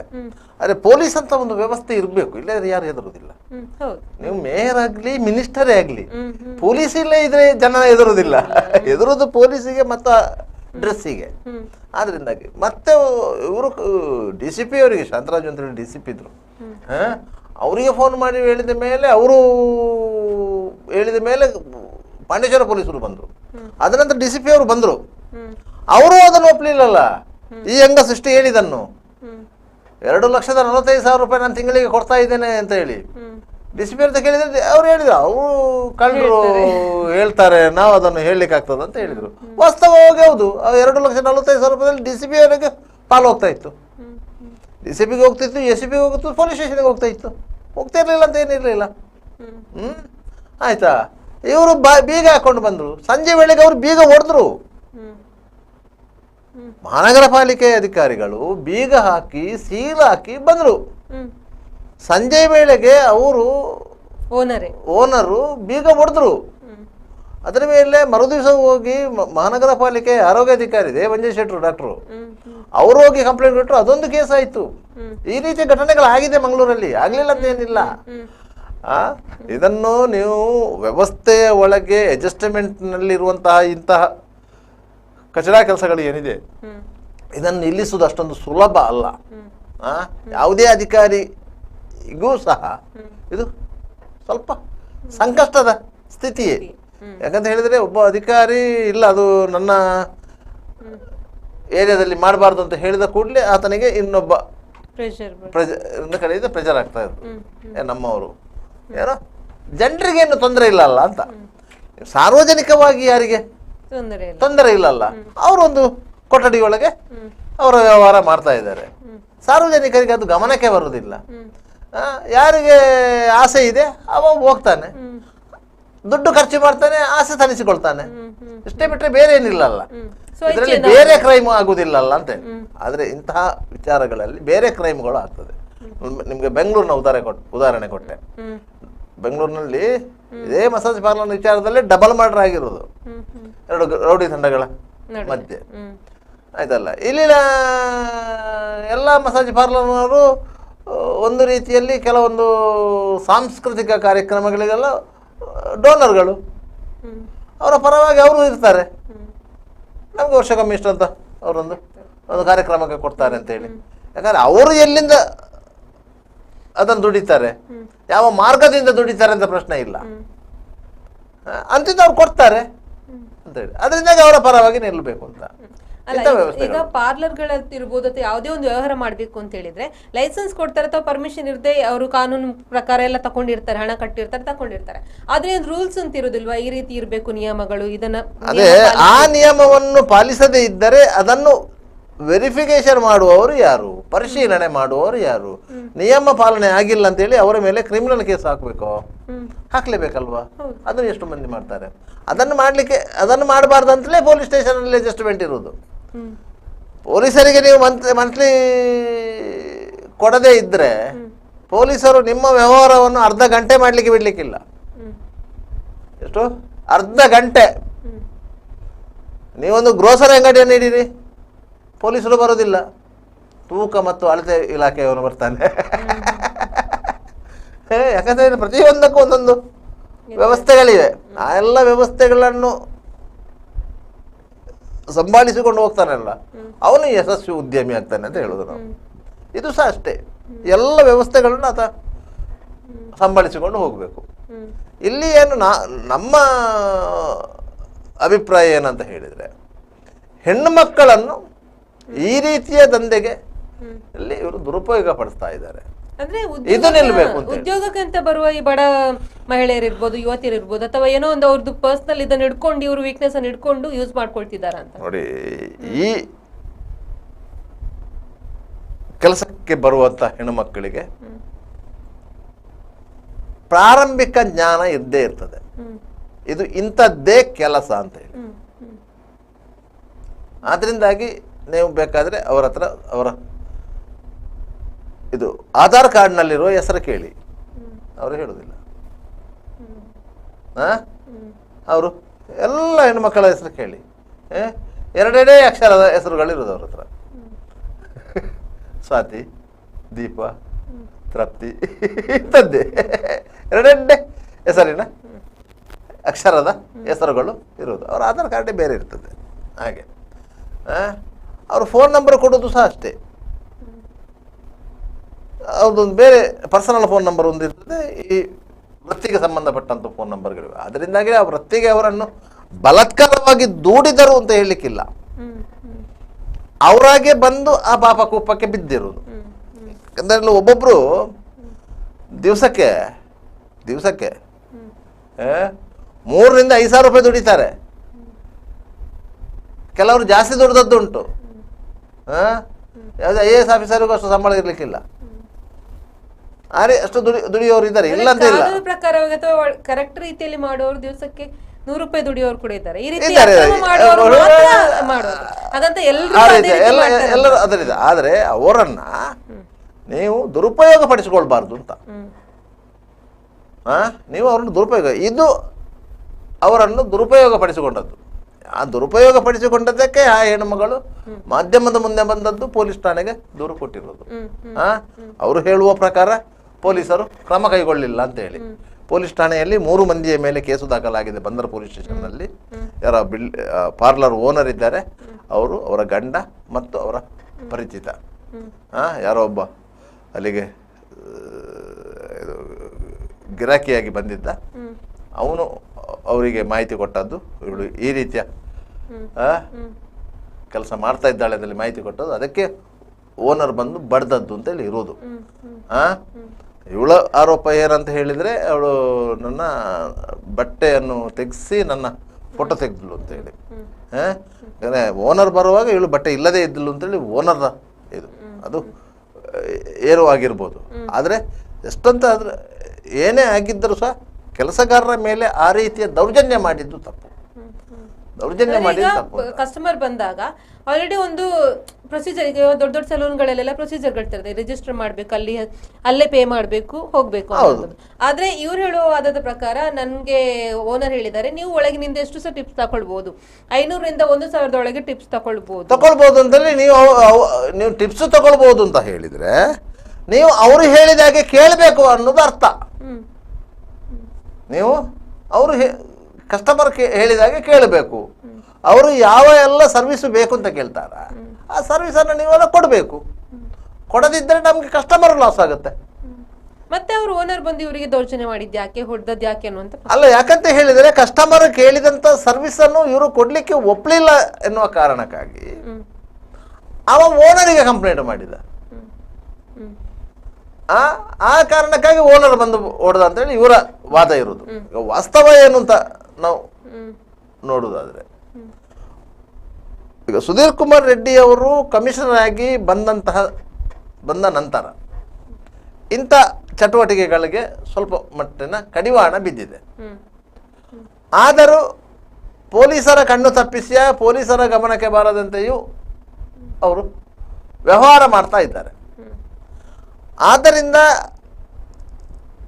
ಎಲ್ಲ ಪಾರ್ಲರ್ ಓನರ್ಗಳು ತಮ್ಮ ಕೆಲಸಗಾರರಿಗೆ, ಥೆರಪಿಸ್ಟ್ಗಳಂತ ನಾವು ಹೇಳ್ತೇವೆ ಅವರಿಗೆ ಹೇಳಿದ್ದಾರೆ, ನೋಡಿ ಈ ರೀತಿಯ ರೂಲ್ಸ್ ಆ್ಯಂಡ್ ರೆಗ್ಯುಲೇಷನ್ಸ್ ಇದೆ, ಹೈಕೋರ್ಟು ಈ ರೀತಿಯ ಆರ್ಡರ್ ಮಾಡಿದೆ, ಆ ಆರ್ಡರ್ ಪ್ರಕಾರ ನಾನು ನಡಿಬೇಕು. ಆ್ಯಕ್ಚುಲಿ ನಮ್ಮ ಡೋರು ಅರ್ಧ ಓಪನ್ ಇರಬೇಕು. ಆದರೆ ಕಸ್ಟಮರ್ಗಳಿಗೆ ಮುಜುಗರ ಆಗ್ತದೆ ಎನ್ನುವ ಕಾರಣಕ್ಕಾಗಿ ನಾವು ಅದನ್ನು ಮಾಡಿಲ್ಲ. ಯಾಕಂದರೆ ಅರ್ಧ ಡೋರ್ ಇದ್ದರೆ ಯಾವ ಕಸ್ಟಮರ್ ಬಂದು ಬಟ್ಟೆ ಬಿಚ್ತಾನೆ ಕೊಠಡಿ ಒಳಗೆ? ಅವರಿಗೆ ಕ್ಲೋಸ್ಡ್ ಇದ್ದರೆ ಅವ ಬಂದು ಬಟ್ಟೆ ಬಿಚ್ಚುತ್ತಾನೆ, ಇದೆಲ್ಲ ಮಾಡ್ತಾರೆ. ಅದರಿಂದ ನೀವು ಬಟ್ಟೆ ಬಿಚ್ಚಬಾರ್ದು, ಹೆಣ್ಮಕ್ಕಳು ಬಟ್ಟೆ ಬಿಚ್ಚಬಾರ್ದು. ನೀವು ಅವರಿಗೆ ಕೇವಲ ಕೈಯಿಂದ ಏನು ಮಸಾಜ್ ಮಾಡಲಿಕ್ಕೆ ಇದೆ ಅದನ್ನು ಮಾಡಬೇಕೇ ಹೊರತು ಬೇರೆ ರೀತಿಯಲ್ಲಿ ನೀವು ಮಾಡಬಾರ್ದು. ಅವರು ಏನು 500 ರೂಪಾಯಿ ಏನು ಟಿಪ್ಸ್ ಕೊಡ್ತಾರೆ, ಅದನ್ನು ತೆಗೆದುಕೊಳ್ಳಿ ಅಂತ ಹೇಳಿದರು. ಇವರು ಏನು ಮಾಡ್ತಾರೆ ಅಂತ ಹೇಳಿದರೆ, ಅವನಿಗೆ ಎಲ್ಲ ರೀತಿಯ ಸರ್ವಿಸಿಗೆ ಬೇರೆ ಬೇರೆ ರೇಟ್ ಫಿಕ್ಸ್ ಮಾಡಿಕೊಡ್ತಾರೆ. ಕೇವಲ ಮಸಾಜ್ ಆದ 500, ಎಕ್ಸ್ಟ್ರಾ ಸರ್ವಿಸ್ ಅಂತ ಹೇಳಿದರೆ 1000, ಸ್ಪೆಷಲ್ ಸರ್ವಿಸ್ ಅಂತಂದರೆ 2000, ಫುಲ್ ಸರ್ವಿಸ್ ಅಂತಂದ್ರೆ 5000. ಈ ರೀತಿಯ ಒಂದು ಕಮಿಟ್ಮೆಂಟ್ ಅನ್ನು ಅವರೇ ಮಾಡ್ಕೊಂಡಿದ್ದಾರೆ. ಅದು ಓನರ್ ಗಮನಕ್ಕೆ ಬರುವುದಿಲ್ಲ. ಈ ಓನರಿಗೆ ಏನಾಯ್ತು ಸಂಶಯ ಇರ್ತದೆ ಅಂತ ಹೇಳಿದರೆ, ಇವರು ಒಳಗೆ ಏನು ಮಾಡ್ತಾರೆ ಅನ್ನೋದು ಸಂಶಯ ಇರ್ತದೆ. ಅವನಿಗೆ ಸಿಕ್ಕೋದು ಒಂದು ಕಸ್ಟಮರಿಂದ 1500 ರೂಪಾಯಿ, ಅವನಿಗೆ ಸಿಕ್ಕೋದು ಒಂದು ಕಸ್ಟಮರಿಂದ 1500 ರೂಪಾಯಿ ಅವನಿಗೆ ಸಿಕ್ಕೋದು. ಇವರು ಒಳಗೆ ಅವರು ಹೇಳಿದಾಗೆ ಮಾಡ್ತಾರಾ ಇಲ್ವೋ ಅಂತ ಹೇಳಿ ಅವ ಏನು ಮಾಡಿದ ಅಂತ ಹೇಳಿದರೆ, ಅವನದೇ ಫ್ರೆಂಡನ್ನು ಕಳಿಸಿದ. ಅವನು ಈ ವಿಚಾರವನ್ನು ಅವನಿಗೆ ಮೆಸೇಜ್ ಮೂಲಕ ತಿಳಿಸಿದ. ಅಷ್ಟೊತ್ತಿಗೆ ಓನರ್ನ ಹೆಂಡತಿ ಬಂದು ಅವಳಿಗೆ ಸೀದಾ ಬಂದು ಒಳಗೆ ನುಗ್ಗಿರೋದು. ನುಗ್ಗಿದಾಗ ಇವಳು ಅರೆ ನಗ್ನ ಸ್ಥಿತಿಯಲ್ಲಿದ್ಲು. ಅದನ್ನು ಅವಳು ಫೋಟೋ ತೆಗೆದಿದ್ದಾಳೆ. ಓನರ್ನ ಹೆಂಡತಿ ಫೋಟೋ ತೆಗೆದಿದ್ದಾಳೆ. ಇವಳಿಗೆ ಹೆದರಿಕೆಯಾದದ್ದು ಅದು. ಆ ಫೋಟೋ ವೈರಲ್ ಆದರೆ ಅಂತ ಹೇಳಿ ಅದಕ್ಕೆ ಬೇಕಾಗಿ ಈ ರೀತಿಯಲ್ಲಿ ಅವರು ಇದನ್ನು ಏನು ಮಾಡುವುದು, ನನಗೆ ಹೀಗೆ ತೊಂದರೆ ಆಯಿತು. ತೊಂದರೆ ಒಬ್ಬರ ಫೋಟೋವನ್ನು ಅವರ ಒಪ್ಪಿಗೆ ಇಲ್ಲದೆ ತೆಗೆಯುವುದು ತಪ್ಪೆ, ಅದರಲ್ಲಿ ಡೌಟ್ ಏನಿಲ್ಲ. ಅದು ಸಹ ಆ ಸ್ಥಿತಿಯಲ್ಲಿ ಇರುವಾಗ ತೆಗೆದದ್ದು ತಪ್ಪು. ಅಂದ್ರೆ ಅವರೇ ಮತ್ತೆ ಒಂದು ಹೆಣ್ಣು ಮಗಳಾಗಿ ಅರೆನಗ್ನ ಸ್ಥಿತಿಯಲ್ಲಿ ಇರ್ಲಿಲ್ಲ, ಓನರ್ ಬಂದು ನಂಗೆ ಹೊಡೆದು ನನ್ನ ಆ ಸ್ಥಿತಿಗೆ ತಂದು ಫೋಟೋ ತೆಗ್ದಿದ್ದಾರೆ ಅಂತ ಹೇಳಿ ಅವರು ಆ ರೀತಿಯಾಗಿ ಹೇಳಿದ್ದಾರೆ. ಅಂದ್ರೆ ವಾಸ್ತವ ಅದು. ಅದರಿಂದಾಗಿ ಇದು ಇನ್ನು ವೈರಲ್ ಆಗ್ತದೆ ಎನ್ನುವ ಕಾರಣಕ್ಕಾಗಿ ಅವರು ಸಾಮಾಜಿಕ ಕಾರ್ಯಕರ್ತೆ ರಾಜ್ಯ ಹಿಂದುಳಿದ ವರ್ಗದ ಆಯೋಗದ ಸದಸ್ಯೆ ಮಾಜಿ ಕಾರ್ಪೊರೇಟರ್ ಪ್ರತಿಭಾ ಕೊಳಯ್ಯ ಅವರನ್ನ ಸಂಪರ್ಕ ಮಾಡಿದ್ದಾರೆ. ಮಾಡಿ ಅವರ ಸೂಚನೆಯಂತೆ ಮಂಗಳೂರು ನಗರ ಪೊಲೀಸ್ ಆಯುಕ್ತರಿಗೆ ದೂರು ಕೊಟ್ಟರು. ಅವರು ಅದನ್ನು ಬಂದರ್ ಸ್ಟೇಷನ್ಗೆ ಫಾರ್ವರ್ಡ್ ಮಾಡಿದ್ದಾರೆ. ಬಂದರ್ ಸ್ಟೇಷನಲ್ಲಿ 3 ಮಂದಿಯ ಮೇಲೆ ಕೇಸು ದಾಖಲಾಗಿದೆ. ದಾಖಲಾಗಲಿಲ್ಲ ಅಂತ ಹೇಳಿದಾರಲ್ಲ, ಕೇಸು ದಾಖಲಾಗಿದೆ, ಎಫ್ಐಆರ್ ಆಗಿದೆ. ಅವರು ತನಿಖೆ ಮಾಡ್ತಾ ಇದ್ದಾರೆ. ಆದರೆ ಆರೋಪಿಗಳನ್ನು ಬಂಧಿಸಿಲ್ಲ. ಯಾಕಂತ ಹೇಳಿದರೆ BNS ಕಾಯ್ದೆ ಜಾರಿಗೆ ಬಂದ ನಂತರ ಆರೋಪಿಗಳ ಬಂಧನಕ್ಕೂ ಕೆಲವೊಂದು ರಿಸ್ಟ್ರಿಕ್ಷನ್ಗಳಿವೆ. ಯಾವ ಪ್ರಕರಣದಲ್ಲಿ ಬಂಧನ ಮಾಡಬೇಕು ಎನ್ನುವುದು ಇದೆ. ಮತ್ತು ಯಾವುದೇ ಪ್ರಕರಣದಲ್ಲಿ ನೀವು FIR ಮಾಡುವ ಮೊದಲು ಪ್ರಾಥಮಿಕ ವಿಚಾರಣೆಯನ್ನು ತನಿಖೆ ನಡೆಸಬೇಕು. ಪೊಲೀಸರು ತನಿಖೆ ನಡೆಸಿ ದೂರು ಕಾನ್ಸಿಗೇಬಲ್ ಇದೆ ಅಂತ ಅನಿಸಿದರೆ ನೀವು FIR ಮಾಡಬೇಕು. ಕಾನ್ಸಿಗೇಬಲ್ಗೆ ಬರುವುದಿಲ್ಲ ಅಂತ ಎನಿಸಿದರೆ ನೀವು NCR ಮಾಡಬೇಕು. ಅದಕ್ಕಾಗಿ ಇವರು FIR ಮಾಡಲಿಕ್ಕೆ 1 ದಿವಸ ಡಿಲೇ ಮಾಡಿದ್ದಾರೆ. ಪ್ರಾಥಮಿಕ ವಿಚಾರಣೆ ನಡೆಸಿದ್ದಾರೆ. ಕಾನ್ಸಿಗೇಬಲ್ ಅಂತ ಬಂದಿದೆ. ಯಾಕಂತ ಹೇಳಿದರೆ ಒಂದು ಮಹಿಳೆಯ ಮಾನವನ್ನು ಹರಾಜು ಹಾಕುವಂತಹ ಸ್ಥಿತಿ, ಅರೆನಗ್ರಹ ಸ್ಥಿತಿಯಲ್ಲಿದ್ದಂಥ ಹೆಣ್ಣುಮಗಳ ಫೋಟೋ ತೆಗೆದಿದ್ದಾರೆ ಅಂತ ಹೇಳಿದ ಕೂಡಲೇ ಅದು ಆಕೆಯ ಮಾನಕ್ಕೆ ಕುಂದುಂಟು ಮಾಡುವಂಥ ಅಪರಾಧ. ಆ ಅಪರಾಧ ಕಾನ್ಸಿಗೇಬಲ್ ಒಫೆನ್ಸ್ ಆಗ್ತದೆ. ಅದರಿಂದಾಗಿ FIR ಮಾಡಿದ್ದಾರೆ. ಅವರಿಗೆ ನೋಟಿಸ್ ಮಾಡ್ತಾರೆ. 35(1) ನೋಟಿಸ್ ಮಾಡ್ತಾರೆ. ಆ ನೋಟಿಸಿಗೆ ಅವರು ಉತ್ತರ ಕೊಡಬೇಕು. ಅವರ ಉತ್ತರದ ಮೇಲೆ ಇವರ ಲೀಗಲ್ ಆ್ಯಕ್ಷನ್ ಇರ್ತದೆ. ಇದು ಕಾನೂನು ಪ್ರಕಾರ ಹೇಳಿದ್ದು. ಅಂಥ ಅನಿವಾರ್ಯ ಸಂದರ್ಭ ಇಲ್ಲ. ಅವ್ರನ್ನ ಅರೆಸ್ಟ್ ಮಾಡಲೇಬೇಕು ಅನ್ನುವಂಥದ್ದು ಅನಿವಾರ್ಯತೆ ಇಲ್ಲ. ಅಂತ ದಂಧೆಯಲ್ಲಿ ನಡೀತಾ ಇದ್ರೆ ಆ ಸೆಲೂನ್ನ ವಿರುದ್ಧ ಕ್ರಮ ಕೈಗೊಳ್ಬಹುದು ಅಂತ. ಅದು ಖಂಡಿತವಾಗಿ ಇನ್ನು ಆ ಸೆಲೂನ್ನ ವಿರುದ್ಧ ಪೊಲೀಸರು ಕ್ರಮ ಕೈಗೊಳ್ಳಲೇಬೇಕು. ಯಾಕಂತ ಹೇಳಿ ಅಲ್ಲಿ ಇಂಥ ಒಂದು ಕೃತ್ಯಗಳು ನಡೀತಾ ಇದೆ.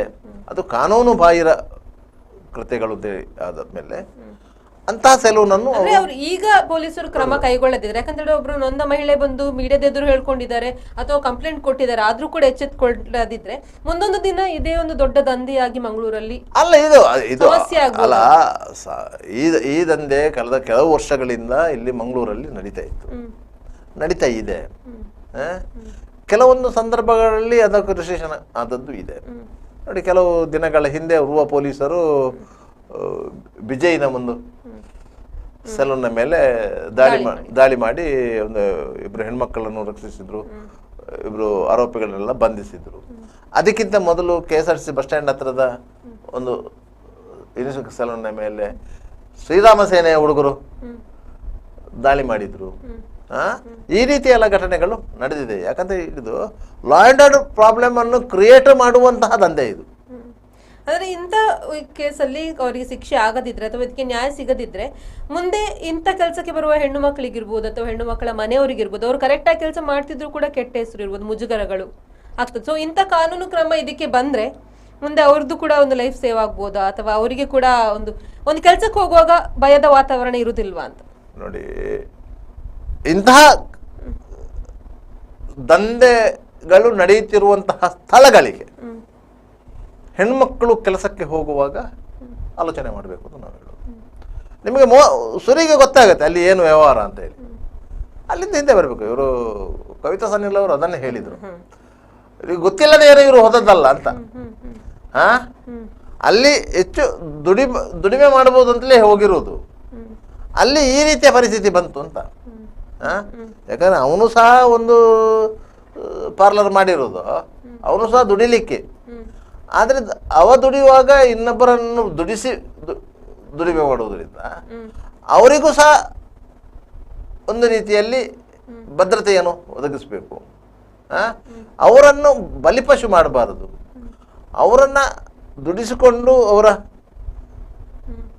ಅವರ ಮೇಲೆ ಹಲ್ಲೆ ಮಾಡುವಂಥದ್ದು, ಇಂಥದಕ್ಕೆ ಕಾನೂನು ಕ್ರಮ ಆಗಲೇಬೇಕು ಅಂತ ಹೇಳಿ. ಅಂದ್ರೆ ಇಂಥ ಒಂದೊಂದು ಕೇಸಿಂದಾಗಿ ಎಲ್ಲರಿಗೂ ಕೂಡ ಕೆಟ್ಟ ಹೆಸರು ಬರೋದ್ರಲ್ಲಿ ಯಾರು ತಪ್ಪು ಮಾಡಿದ್ದಾರೆ ಅವರಿಗೆ ಶಿಕ್ಷೆ ಆಗ್ಬೇಕು ಅಂತ ಹೇಳಿ. ಇಲ್ಲ, ನಾವು ಹೇಳುವುದು ನನ್ನ ವೈಯಕ್ತಿಕ ಅಭಿಪ್ರಾಯ ಏನಂತ ಹೇಳಿದ್ರೆ, ಅದು ಏನೇ ಆದರೂ ನೀವು ಎಂಥದ್ದೇ ಪರಿಣಾಮಕಾರಿಯಾದಂತಹ ಒಂದು ವ್ಯವಸ್ಥೆಯನ್ನು ಮಾಡಿದ್ರು ಈ ಕರಾಳ ದಂಧೆ ನಿಲ್ಲುವುದಿಲ್ಲ. ಅದಕ್ಕೆ ಬಲವಾದಂತಹ ಪೊಲೀಸರಿಗೆ ಇಚ್ಛಾಶಕ್ತಿ ಬೇಕು.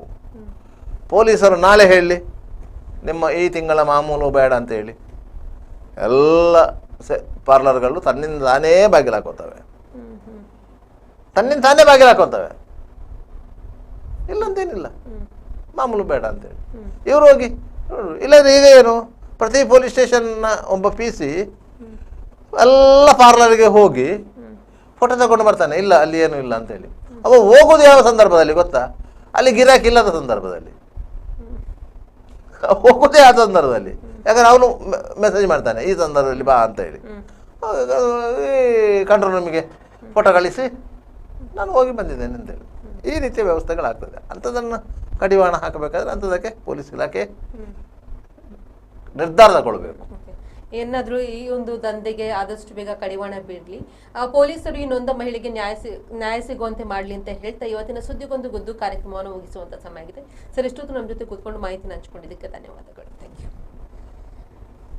ನೋಡಿದ್ರಲ್ಲ, ಇದು ಇವತ್ತಿನ ಸುದ್ದಿಗೊಂದು ಗುದ್ದು ನೇರ ಪ್ರಸಾರದ ಕಾರ್ಯಕ್ರಮ. ಮುಂದಿನ ಕಾರ್ಯಕ್ರಮದಲ್ಲಿ ಮತ್ತೊಂದು ವಿಷಯಗಳ ಜೊತೆ ಭೇಟಿಯಾಗ್ತೀವಿ. ಅಲ್ಲಿವರೆಗೂ ನಿರಂತರ ಸುದ್ದಿ ಮತ್ತು ಮನರಂಜನೆಗಾಗಿ ನೋಡ್ತಾ ಇರಿ.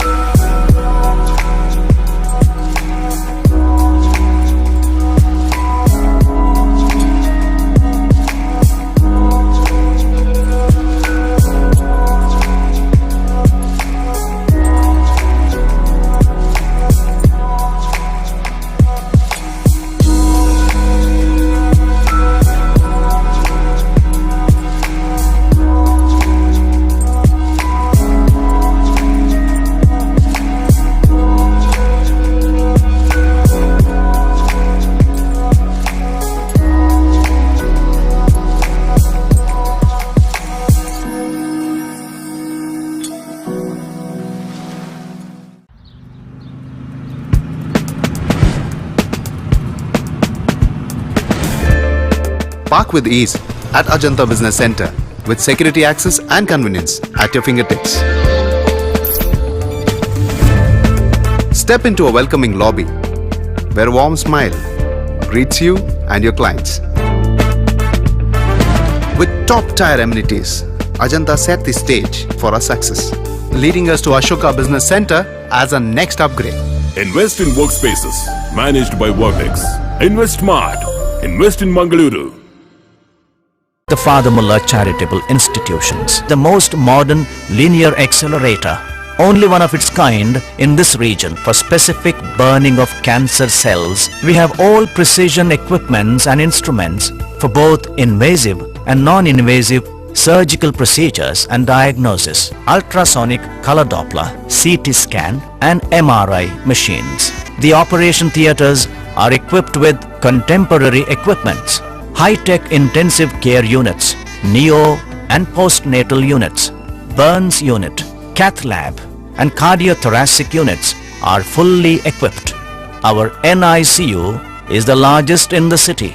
The blood bank and cell separator and casualty are 24-hour services. The Father Mullah Charitable Institutions. Ideal ice cream, milky way to your heart.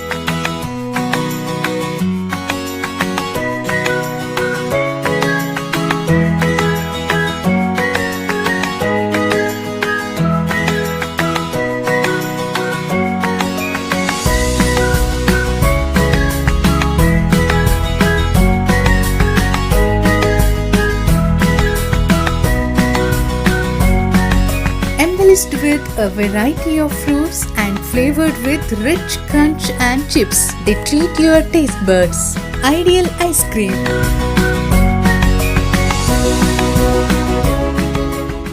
B. Devdas Ganpati Pai Enterprises. All kinds of quality and attractive material available at one place. Biggest showroom in Mangalore city. Admired by public at large. The showroom of your choice. B. Devdas Ganpati Pai Enterprises near New Chitra Talkies, Mangalore.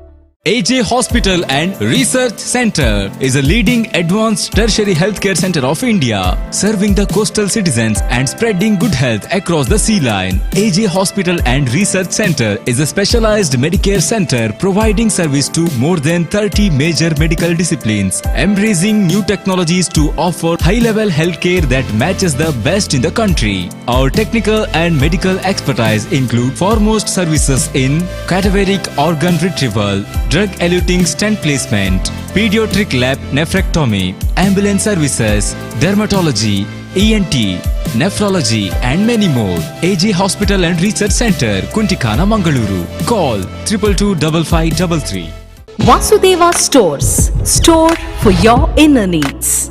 Visit us to find trendy innerwear from major brands.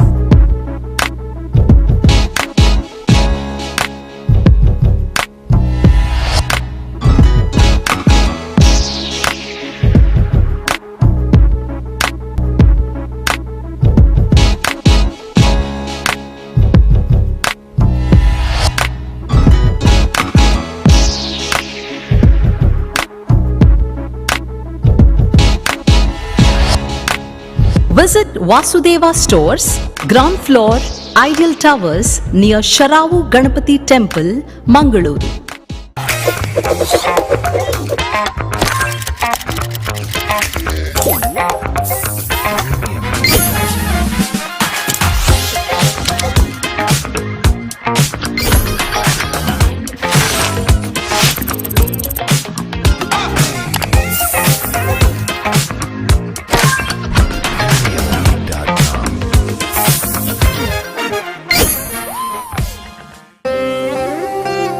ನನ್ನ ಬಾಲ್ಯ ಅಮೂಲ್ಯ ನೆನಪುಗಳಿಂದ ತುಂಬಿತ್ತು. ಸಮಯದ ಸವಾಲನ್ನು ಎದುರಿಸಿ ನಿಂತ ಪರಂಪರೆ. ಆಹಾ, shining, ಆದ್ರೆ ಏನೋ ಮಿಸ್ಸಿಂಗ್.